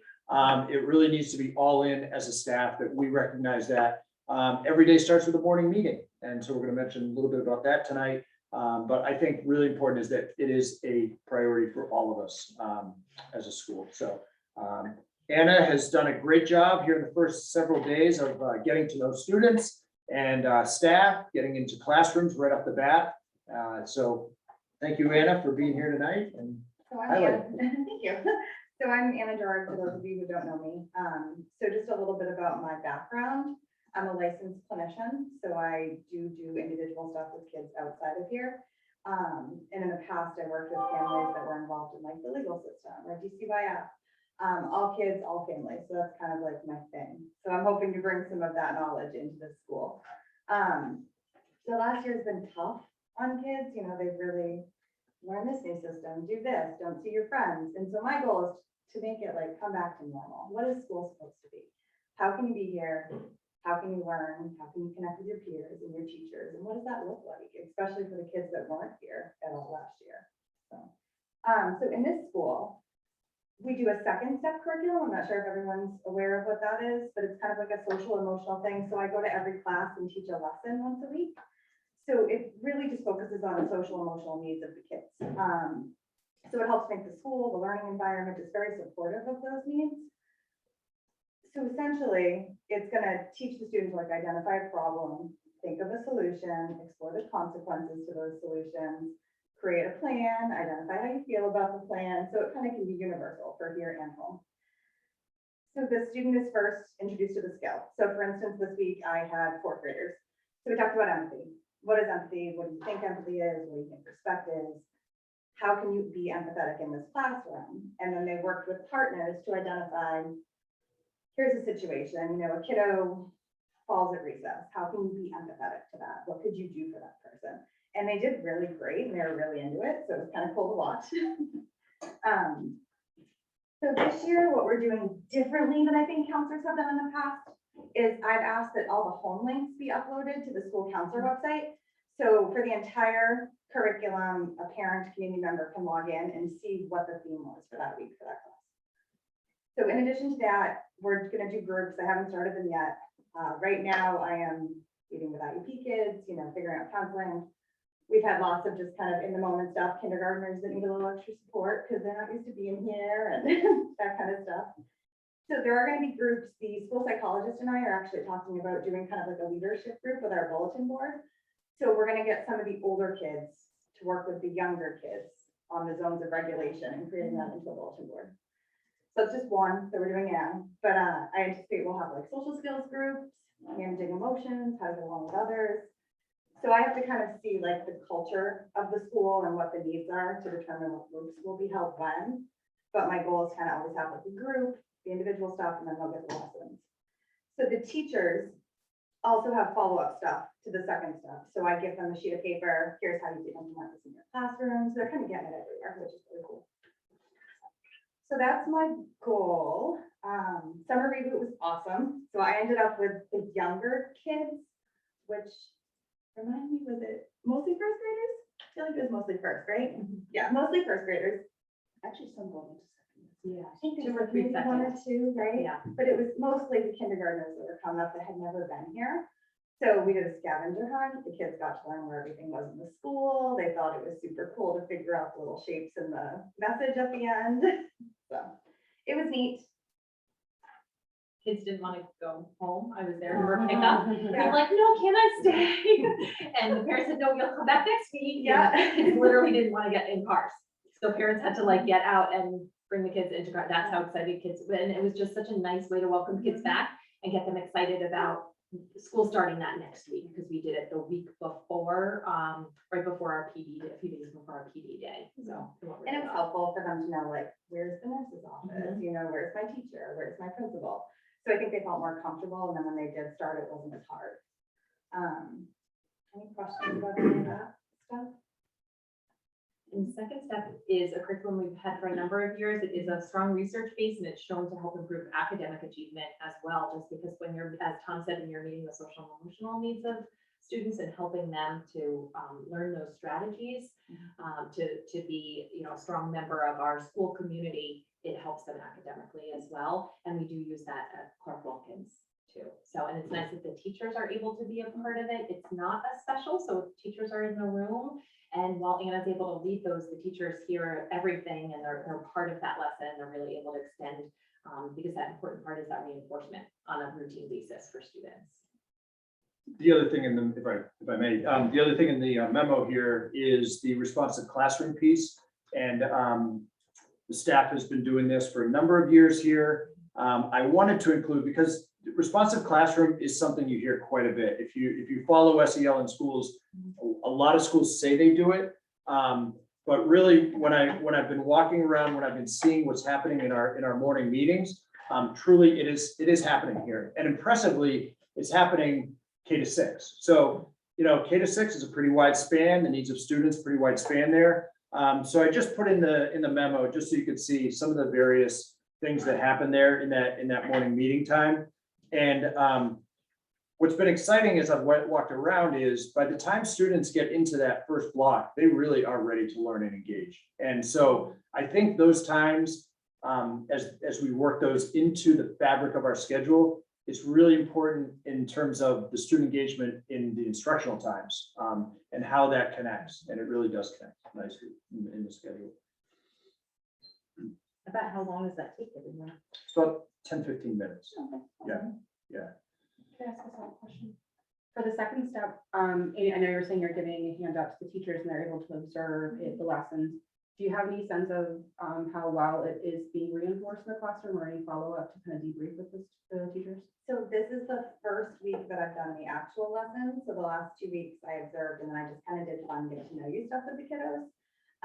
But I do plan to check in with the teachers, how did it go last week? Do you need new ideas? And then some of the kids want the homework, so that'll be Oh, interesting that's to really see. cute. I've actually got homework back already. Oh, wow. Yeah, so I think I need to figure out like a prize jar or something, because you do your homework. But, they want that, they want to learn it, so it can be applicable in all the environments. And so, if, you know, parents can reach out, teachers can ask questions, I'm happy to provide alternative ways to teach the skill or, you know, kind of weave it in. And teachers have been hearing the lessons, probably, are we on year 4, year 5? One of those, so. Stop, Nate, you're feeling calm Yeah. down. I know Jan could probably teach them, as every other teacher probably could, but having that school counselor there as that model and that, to make that connection. So rolling second step out tier 1 for all students was intentional to bring the counselor in, because we wanted to see that counselor as someone who's really accessible to the students. We didn't want just the teachers teaching it. And that didn't have to be a special, it was that perfect marriage of having both the classroom teacher still in the room and the school counselor making those strong connections with kids across the school. So it's worked really well. And I think, and responsive classroom and second step come together really well. I know responsive classroom has just come out with an SEL curriculum. We're pretty tied to second step, but there, you can see so much overlap and between those two programs, it's not like they're separate in kids' minds, probably. They don't even realize one's responsive classroom and one is second step, because they SOAR is helping too. and SOAR. So we did SOAR too, so Yes, that's I always, what are your rules, remind me of your rules, and it's out, they have to SOAR, so it's show respect in this, and so Mhm. they've already tied that into guidance too, which is really cool. What's the game plan to engage parents who may have identified to school staff in advance of first day of school that there may be issues versus kids that maybe Jim Maddie identifies the first week of school that a kid's having issues? Like, how are you engaging parents, or what's the proactive stuff you're going to do to just touch base with them and let them know how the program is going for the first month? I think that Tom and I talked about like a newsletter, I can put updates in there. And just for, you know, kiddos in general, I've already reached out to a handful that were identified last year that might need a little bit of extra support. So I made it a point to kind of meet them. I've, you know, talked to parents already and, you know, kind of kept in contact via phone call or email, just to get a check-in, get to know the kids. And as teachers recognize that there's other children that need some more support, they know they can call and I'll reach out. So. Great. Can I just do one ask then? Maybe we proactively reach out to each one of those kids that we identified and then just report back next month about how parents perceive that first month going. Are they more at ease? Percentage wise, you know, 90% of them said they are much better now, the program's working, versus, you know, 50% are saying, you know, he's still not comfortable yet, there's some issues. Just so we can get an accurate picture of how successful this is. Absolutely. I would appreciate that. And what about in regards to our one remote student? I mean, I know there's 15 SAU wide, but is our remote student able to connect with the other remote students, or how is that student being encouraged to connect with their peers here so they don't feel completely like an island? Yeah, we haven't made connections yet here. You know, I did have a parent information session and parents were able to connect, which was really nice. And we do have a morning meeting every morning. So our Amherst teacher is Amy Hansen, and she is doing morning meeting, a K4 morning meeting, and then a 5-8 morning meeting. And that student, they're in the lower grades so that they're part of that meeting. And I know that the grade level this one remote student is in, they have a partner in Amherst at that same grade level, which is a really nice piece. So there's a connection every single day for morning meeting. And then there are individual check-ins with the student and with the families often, because it really is those families that have chosen to be remote are providing that support at home with access to VLEX and so on. And we've tried to provide as much support as we can in getting them signed up. I've had some Zooms with parents and don't click that button, but so you get on VLEX. So I think they're feeling fairly connected. I'm happy to reach out specifically to that one remote family and just do another check-in with them. I did have a Zoom session with them probably a week and a half ago, but I do want them to feel connected. It's always a little challenging to connect back here with the school community, but I'd love to hear from the parent as to what they think might be the best way to make those connections. I'm happy to reach out to the grade level teacher that the student would be in if they were attending here, but it's always awkward to be on like a Zoom screen with the rest of the students. But if there is an activity or something that they want to come to school, similar to what we did last year, where we invited for field day and those, because they are an enrolled student. So if there's something they want to be here for, they're more than welcome to. So I'll definitely reach out to that family. Thank you. Any other questions or discussions on this? Is there anything else that we missed from you guys? I think that sums up the report and the memo, so Great, thank you. thank you. It's exciting. Another question, I just went flying by the Falcon. You're having a naming, you're gonna try to name. It's gonna be coming. Is it gonna be a contest for the students? Yes, it will. Yeah. So we just are finalizing, thank you to our art teacher, finalizing the details on the mascot, the look of the mascot for apparel and so on, and then the appropriate name for the mascot. So, The teachers think it should be Brandy. Oh, Franny Falcon, Falcon. that's really cute. So, I like and that. sure, we'll welcome from anybody. Well, I just wanted to, Hey, it you is an know, elementary school. do we need to come up with some sort of small prize or something? We absolutely do. You do. Some kind of a stuffed falcon or something, yeah. Yeah, we actually, we are gonna be, you're gonna hear it more and more each month, but there's gonna be, there will be some spirit things related to the Falcon. So we'll be having some contests, and there's gonna be a Falcon floating around. That's more to come on that, but staff doesn't even know about that yet, but that's coming. And we do, the PTA is also, PTA is helping out with the costume. I think I mentioned that Yeah. before, but yeah, they're working on that, so, yeah. Great, thank you. Okay, we are up to our middle school discussion. So my understanding from our board request to have this on the agenda is essentially just to open our discussion about what's happening down in Amherst with, the building project that is likely going to be moving forward, and the potential implications that that has here and what that might mean for our community. Also potentially how we might want to explore options based on that impact. Mr. O'Keefe, did you want to open up this discussion? Sure, and for the benefit of just sharing a little bit of history, Sarah and I were a part of the negotiation team with the Amherst Middle School, or the Amherst School Board, with regards to our tuition students down at AMS.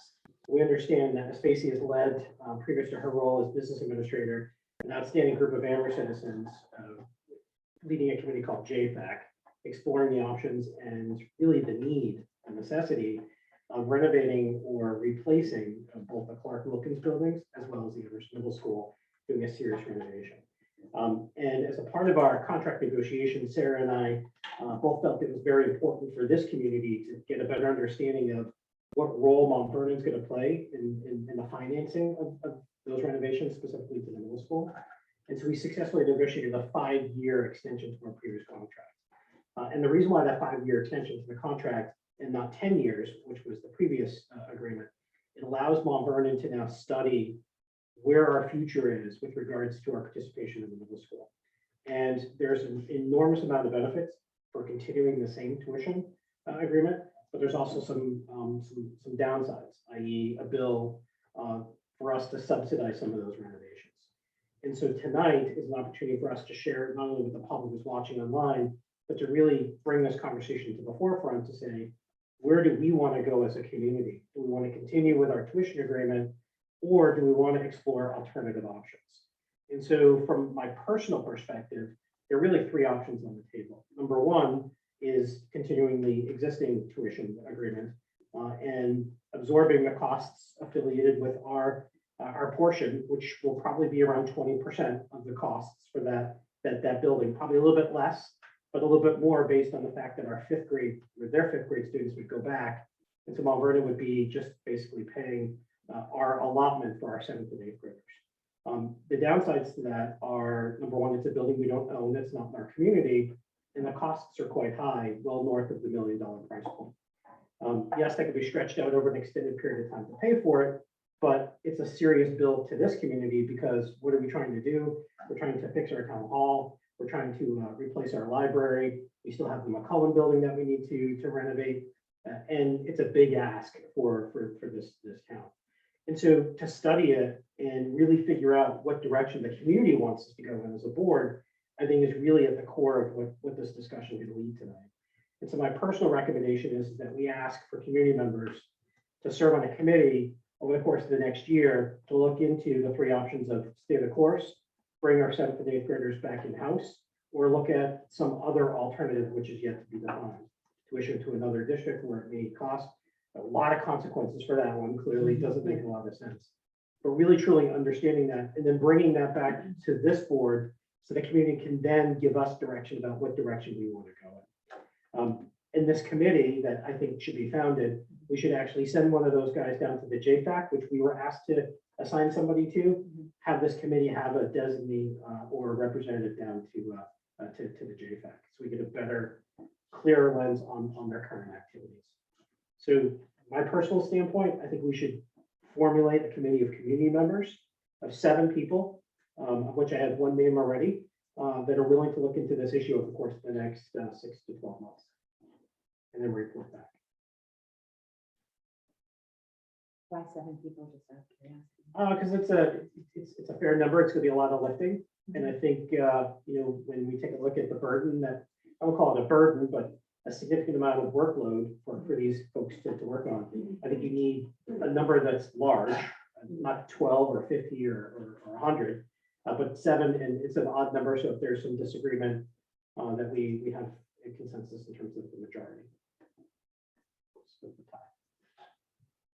That was a really great summary. Thank you. I think you did a nice job with that. I agree that those are the 3 options as well. I think that's, what we had discussed a little bit during the tuition negotiation process, as what that might look like. I also love the idea of a committee. I think that is a logical next step, because really the discussion then really becomes what does it really look like for our town? And we don't know the answers to that. So it would really have to, be a project to figure that out. So I would support that. I think that makes a lot of sense. And I know, Kristen, you were involved when that, process was happening. So if you have questions about that, Stephen and I are happy to field them. How about you, Pete? What do you think about it? A good recap and, committee. I think one thing that's gonna impact the decision-making is probably gonna be what the number's gonna be for the project. So I think that's kind of a little bit of a moving target. Yeah, I know their numbers have come down significantly, Yeah. but. Where are they at now in terms of the middle school piece? Amy just perceived that you might ask that question, so she's. Sorry, I didn't mean to put you on the spot. And we didn't need It specifics. was unfair, I but apologize. No, not at we have a all. That's ballpark where- I think 25 to 35. It was 48, right? Before. It's come way down. So 25 to 35, I believe, is around where we're at.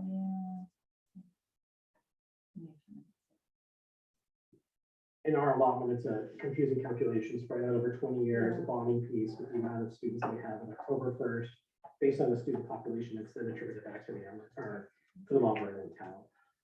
So we're talking about a couple $1 million that will be on the backs of the long run taxpayer. In addition to our contract. In addition to our Yes, tuition. in addition to the tuition, yes. So for example, if it was a $35 million project spread out over 25 years, the first year, and using the contract's formula, the first year share would be $264,000 in extra tuition, and whereas right now you're paying about $1 million. So it's a 25% surcharge roughly, and it drops every year. It goes down to $136,000 the last year, that 25-year bond. But it's real dollars to the students. And the committee will be looking towards ensuring if the opportunities quoted at this school would be looking towards an equitable education that they would be receiving. Well, that's the piece that we have to evaluate, right? Yeah. So we're sitting at a $1.3 million cost, and our student population numbers are going up here, Right. right? Versus bringing 2 or 3 or 4 educational professionals in there at $125,000 a person, plus making our gym teacher full-time, our art teacher full-time, our music professional full-time, getting some administrative support and a nurse that's full-time, and allowing us to support a population then of 280 to 300 kids in this building, plus our own renovations. And that's not a So- stopgap measure, yeah. Yep. Now, that said, right, then the town has equity. we own the building. It's something that we can use and utilize for whatever purpose we wanted to. Whereas in the Amherst School District, if they change that building and that bond gets passed, not this year or the next year or the year after, there is no equity in that. It's really like a rental payment. So. I mean, But a that's- lot of things do change if you add seventh and eighth. I mean, you can explain that a little bit better than I can.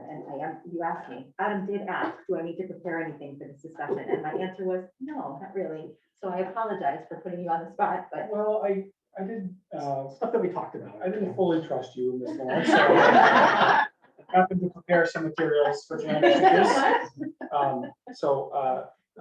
Seventh, eighth grade is a different animal than even fifth and sixth grade, to be sure. At Amherst Middle School, we teach it differently in that we have, instead of a STEM teacher that teaches science and math, we have a dedicated science teacher and a dedicated math teacher.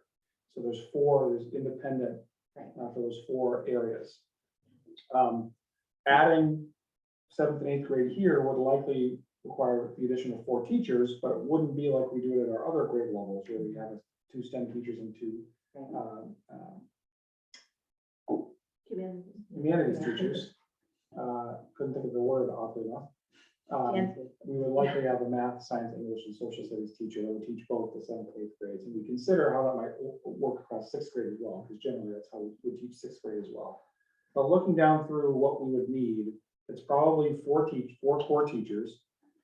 It's probably a couple of paraprofessionals that would go along for special education purposes. We would likely want to have a discussion about another administrator of some kind.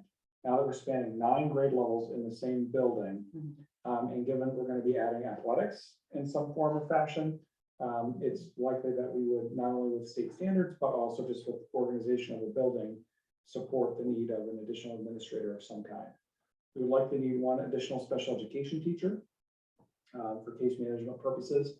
And then when we go down through the other things that are smaller, but unified arts teachers, it's almost the equivalent of a full-time unified arts teacher. It would be spread out over the different areas, physical education, art, etc. But it probably equates to almost 1 full-time unified arts teacher. Some small additional IT support, perhaps some additional custodial support, but those are small things. Meg suggested an additional school psychologist, so 0.2 FTE, so 1 day a week for school psychologist. We'll cover those additional 2 grade levels. The real question would be, what do we do with athletics? Because athletics, if done independently, it'd be difficult to do that with only 35 or 40 kids per grade level. So we really want to talk about how we do that with fidelity, but there would be some cost associated with that. All things being equal, it looks like, based on our current tuition payments, that the annual recurring costs that I just outlined would be very similar to the tuition amounts that we pay towards to Amherst right now, almost before any capital facilities project. So all things being equal, the costs come out about to be about the same in my very rough, in Amy's very rough estimation. I need to make sure I give her credit in case the numbers are wrong. So I'm sorry, can you clarify that one more time for me? Are you saying that the estimate is that the costs of adding the facilities here without the actual building would be the same as what our cost would be with what we already paid plus the additional cost of building there? I'll be crystal clear. So what we pay in annual tuition Yeah. right now is about $1 million. Right. The annual recurring costs that I just outlined are about $1 million. Right. They come out within a couple $1,000s of each other. Mhm. So if Amherst adds a facilities project surcharge to our tuition amount, then our tuition payment goes up from $1 million to $1.3 million. Mhm. So now we're paying $300,000 more each year. Mhm. We could run and add 7th and 8th grade and not have that additional debt expense associated with the Amherst project. If, and it's a big question, can we fit 7th and 8th grade in this building as it's currently configured? Or do we need our own facilities project in order to house them in the building?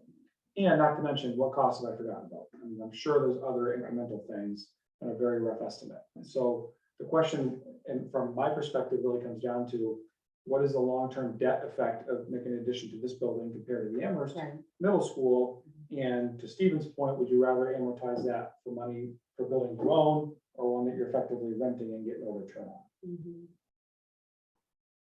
And that's the direction that we need for the I mean, community. it's not just before. Yeah, I think that's it in a very lovely nutshell. Thank you. I'm sorry. I had a lot to get up to speed on that. No, No, no, no, it's a It's very complicated topic Yeah. that the five of us have been talking about, trying to figure out where we navigate this. I do think, and please don't hate me for saying this, but I do think the faculty have to have a presence on that. And I know it's a burden and it's more hours and hopefully they're willing to participate because I think that needs to, I think that voice needs to be heard pretty loud and clear. I would hope that if we do formulate this committee, we can start it pretty soon. I think once the community understands the conversation we literally just had, I think there's going to be an intense focus on our non-parents because the dollar amount is significant and it's significant to a town where our municipal budget is, just a fraction of it. So we need to be very cognizant of getting that feedback, moving in the direction that the community expects and demands that we move. One thing I'll also add, under the right to know law, there is an exception under what things are allowed to be listed in non-public or discussed in non-public session. And so I would suggest to the board that subsection K, consideration by a school board of entering into a student or pupil tuition contract, which if discussed in public would likely benefit a party or parties whose interests are adverse to those of the general public or the school district. That should this become something that anytime the board feels they need to discuss in a non-public setting, you have the ability to do that.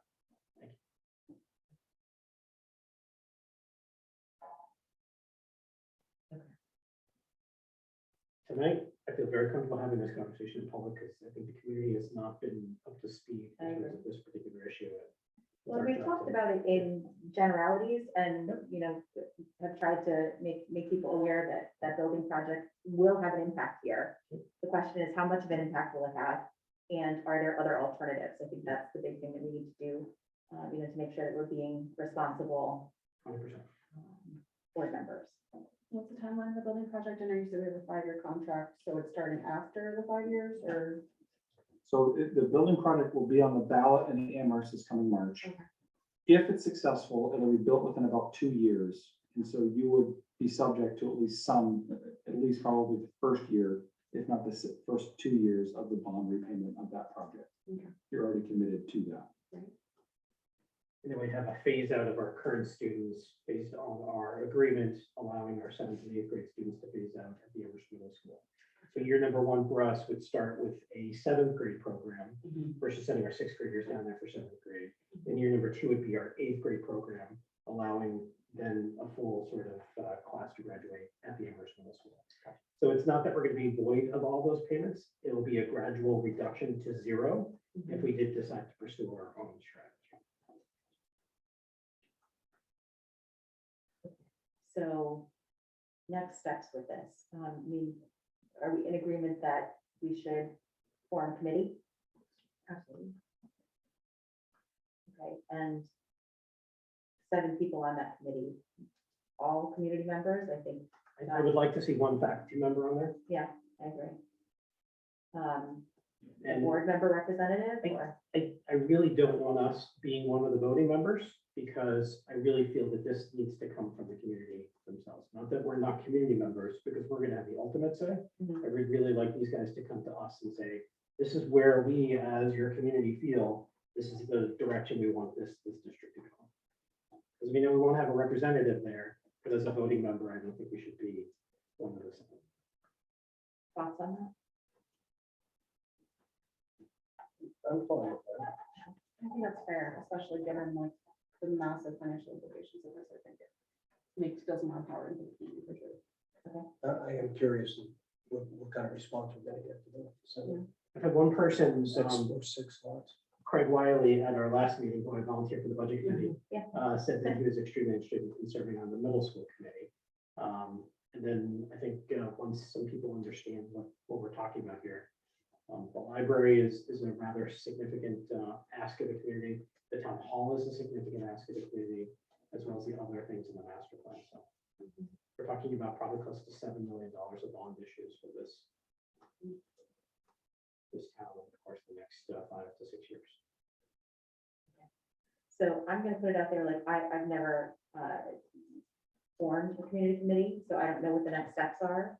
can one of you help me inform that process? What would the next steps be and what board action would need to be taken?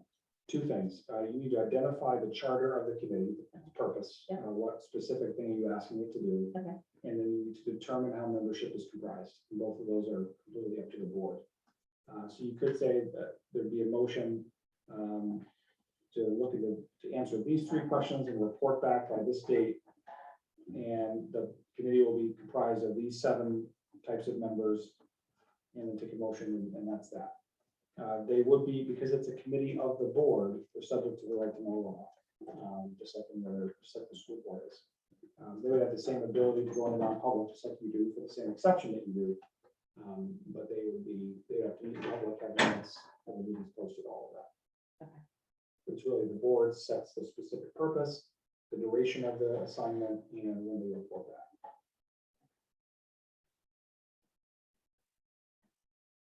So, do we think that it's reasonable to take the next couple of weeks and think about individually, what types of questions that committee would be tasked with?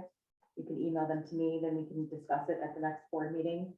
Does that timeline feel okay to you, Stephen? I know you're a little bit more tapped into the process than I am. Yeah, I think the questions are actually quite simple, to be honest with you. I don't want to create a huge web that we just bring in other alternatives out there. Okay, so what do you I see want the the folks questions? to be rather narrow. I want the community, or this committee, to study the future plans of the Mont Vernon Village Schools Middle School program and explore one of 3 options. 1, continue our current tuition agreement and absorb the added capital costs.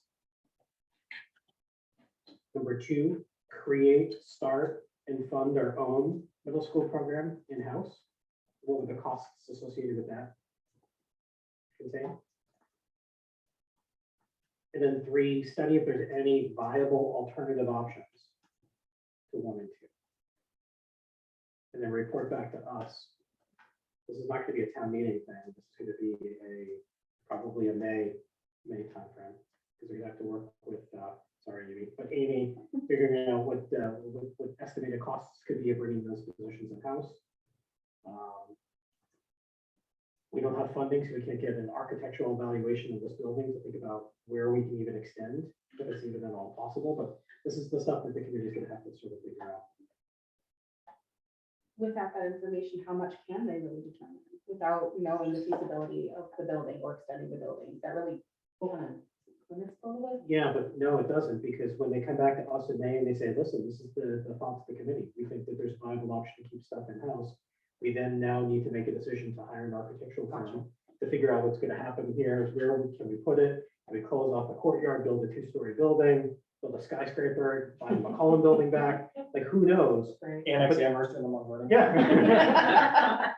to do that, right? And I think that kind of creates the cadence of us then going to town meeting in March of 2023 with an idea of, this committee gave us a demand to go out and look at this particular topic. Gotcha. So it's not necessarily to have all the answers, but then Yeah, we do need to look at this. And remember, Kristen, like, there's always an opt-out. There's Yeah. Nothing that we're doing is committing us to anything, right? Mhm. We're exploring our options. We're trying to figure out where the taxpayer in this town wants us to go. Gotcha. Does that make sense? Yeah. Okay. Might I suggest that this committee seeks to start sometime in late January? I'm just thinking of the budget process and also some of our staffing resources. Is there an imperative that work done by May or June of this year, or is it a longer term? Well, if the Amherst bill or bond passes, then we're adding an extra Got it. 3 years of additional payments that we're going to have to pay towards that. And so I can say my views of that, but I won't. But if it does pass, then we're put into a position where we're now mandated to pay, this extra $300,000 allotment at the beginning, and then going down to just now 4th, 5th, and 6th. I'm sorry, 5th, 6th, and 7th. I'm sorry, I got that wrong. The 4th graders are going back, right? In the plan? 5th graders are going back. 5th graders are going back as well. So we're talking about 3 grades now, which we participate in 2. And that's going to be a phase out, if my understanding is correctly, probably in year 3 of the building project. Because you're going to do Clark Wilkins first, Or are you doing a simultaneous renovation of both It's buildings? probably going to be both. Okay. And so your fifth graders will probably leave in year 3. Yes, probably not. Yeah, at the end of the project. So year 3 will be the year that we then are subject to the higher cost associated with being a bigger percentage of the middle school population. Right. So the unfortunate thing is the sooner the better. But at the same time, we don't want to go too soon because then we're in a situation where our community resources are tapped.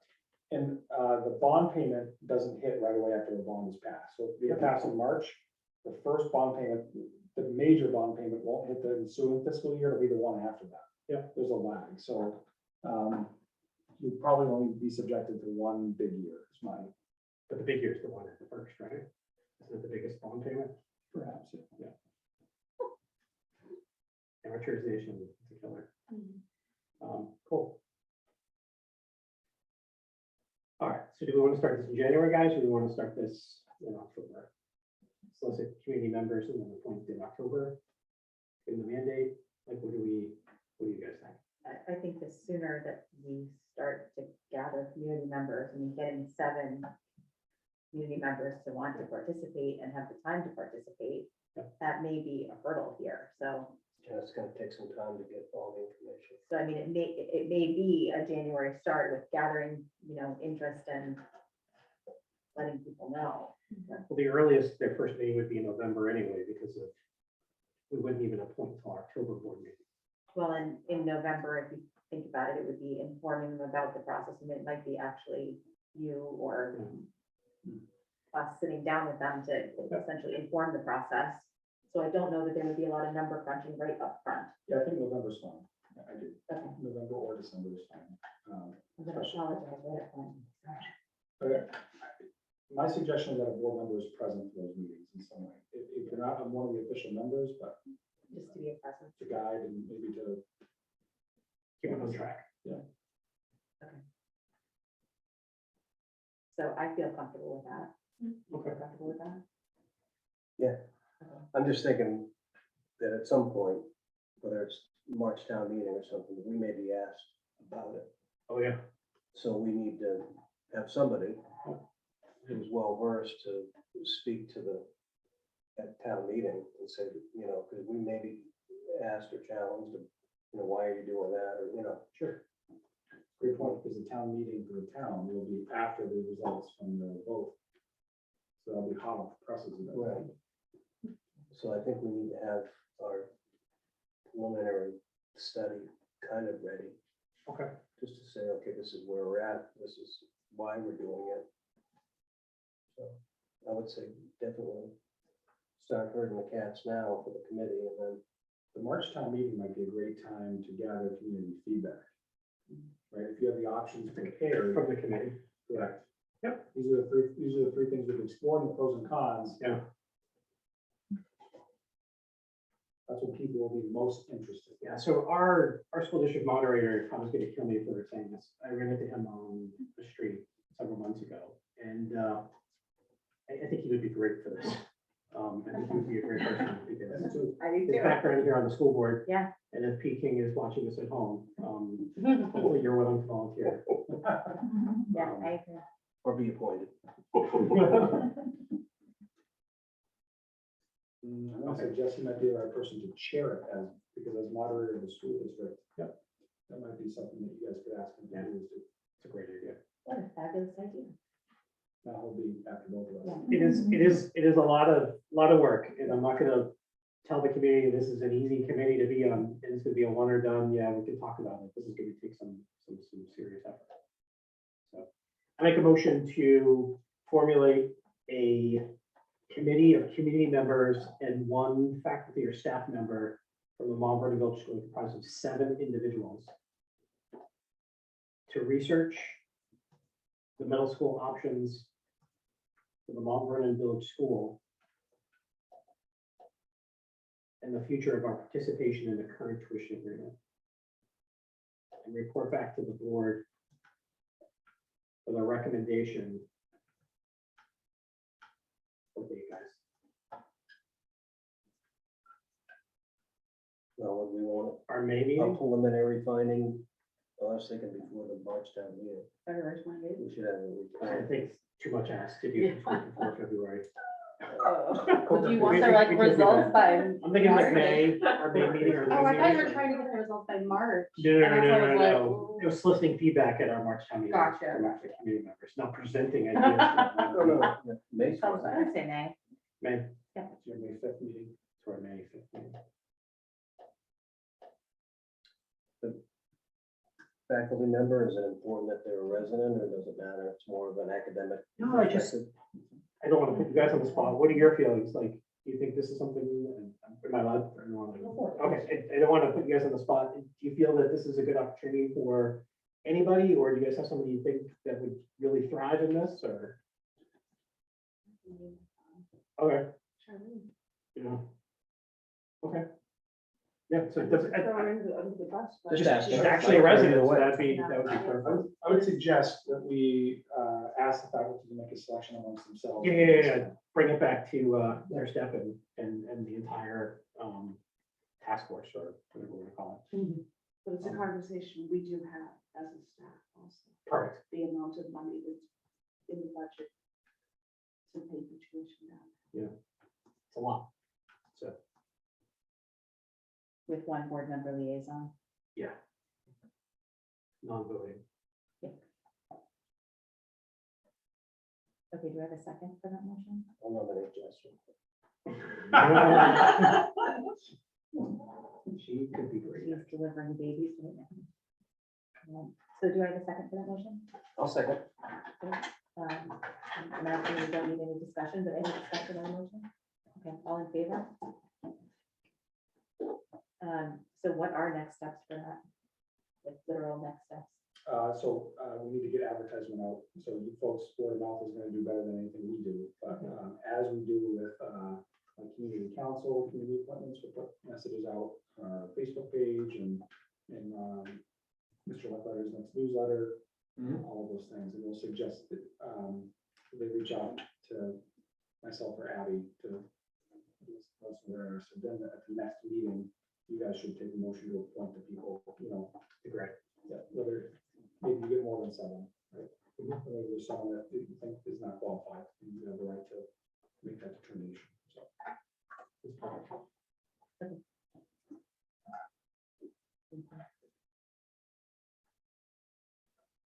And thank you for being here to have a deeper discussion. I appreciate your intuition on that one.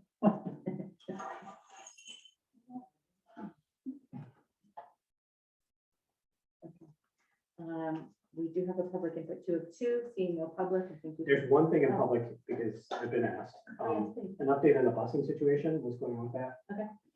Thank you. So the busing situation for MVVS is largely pretty good. We're in great shape, frankly, it's the best shape of all of our schools. So not our middle school kids. I was gonna get there.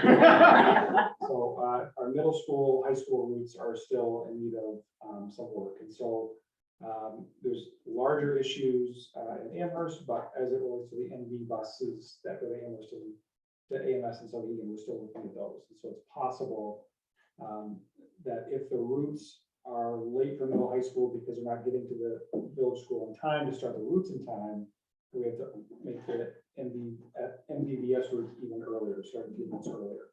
If that's not the cause, which is possible, it's not the cause, then we have to figure out what else we have to do for those buses to get to them on time. But we've not figured out the root causes yet. We're always hesitant the first 2 weeks of school not to make any rash decisions because things speed up drastically. And so this week is really the key week to figure out and diagnose the issues. So Amy's on it every single day. Oh, yeah. We're in communication with the bus company constantly throughout the day. We're monitoring. We're even getting tied into their GPS information. So they each have, and we put it in our contract that we have the ability to access that. And so we're getting access to that as well. So we can have like the specific, it's not related to. TOA reports, time of arrival. So yeah, we don't like clipboards, we like to see the GPS. And so we're gonna get to the bottom of it. And remember that Mont Vernon used to have 4 buses, we cut it down to 3 2 years ago. We're hoping to not need to go back up to 4, but one potential solution would be that we just need another bus. And it's not that people often ask, it's not the capacity of our buses that's the issue, it really is the sprawl of our 2 towns. And Our buses are never going to be full in these two towns. It's just the amount of time it takes to go to the end of the town and back to our schools is significant. Whereas in Manchester, a bus might make 3 stops and fill up and have all 71 kids on the bus. Their densities are all different. So I don't have more than that today, but we are, when I say we, Amy is all over it. So, And I imagine this isn't like new information, but I've heard, and I also am very concerned about like moving the buses any earlier when we're already, limited daylight. And now my child is crossing a road to get on the bus, like there, and then I can't imagine mine's the only one that's had that change. Indeed. Like the safety concern of the littles is, Our goal has been no stops before 7 AM. We're not there, and we're probably not going to be able to keep that as a forever, but we're doing our best, because that is when light is waning in the winter months. So this is a timing schedule problem, not a manpower driver problem. We're still short drivers. Yeah, we're still short on drivers, but for right now, they have the drivers they need. Our bus company gave their bus drivers a 10% raise in pay this year, and was able to keep most of them. We've had some issues, but not in Mont. We've had issues in Amherst buses ending up in, various different towns, but we've been good up here. You saw the story out of Massachusetts today, National Guard. National Guard. Yeah, Yeah, so. there's a Yeah, raise on that front. the bus company has 3 new drivers in training that we'll be able to have access to, so that's great. So they're not online yet, but they will soon, so. Cool. But it certainly is a challenge. We love it every day.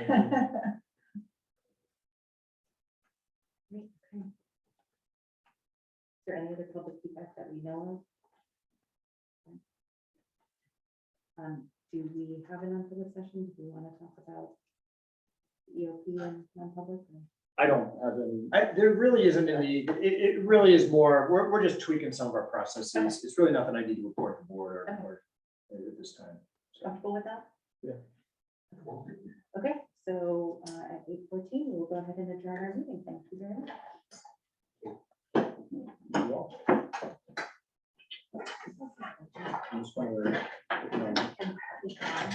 In the meeting on the Zoom.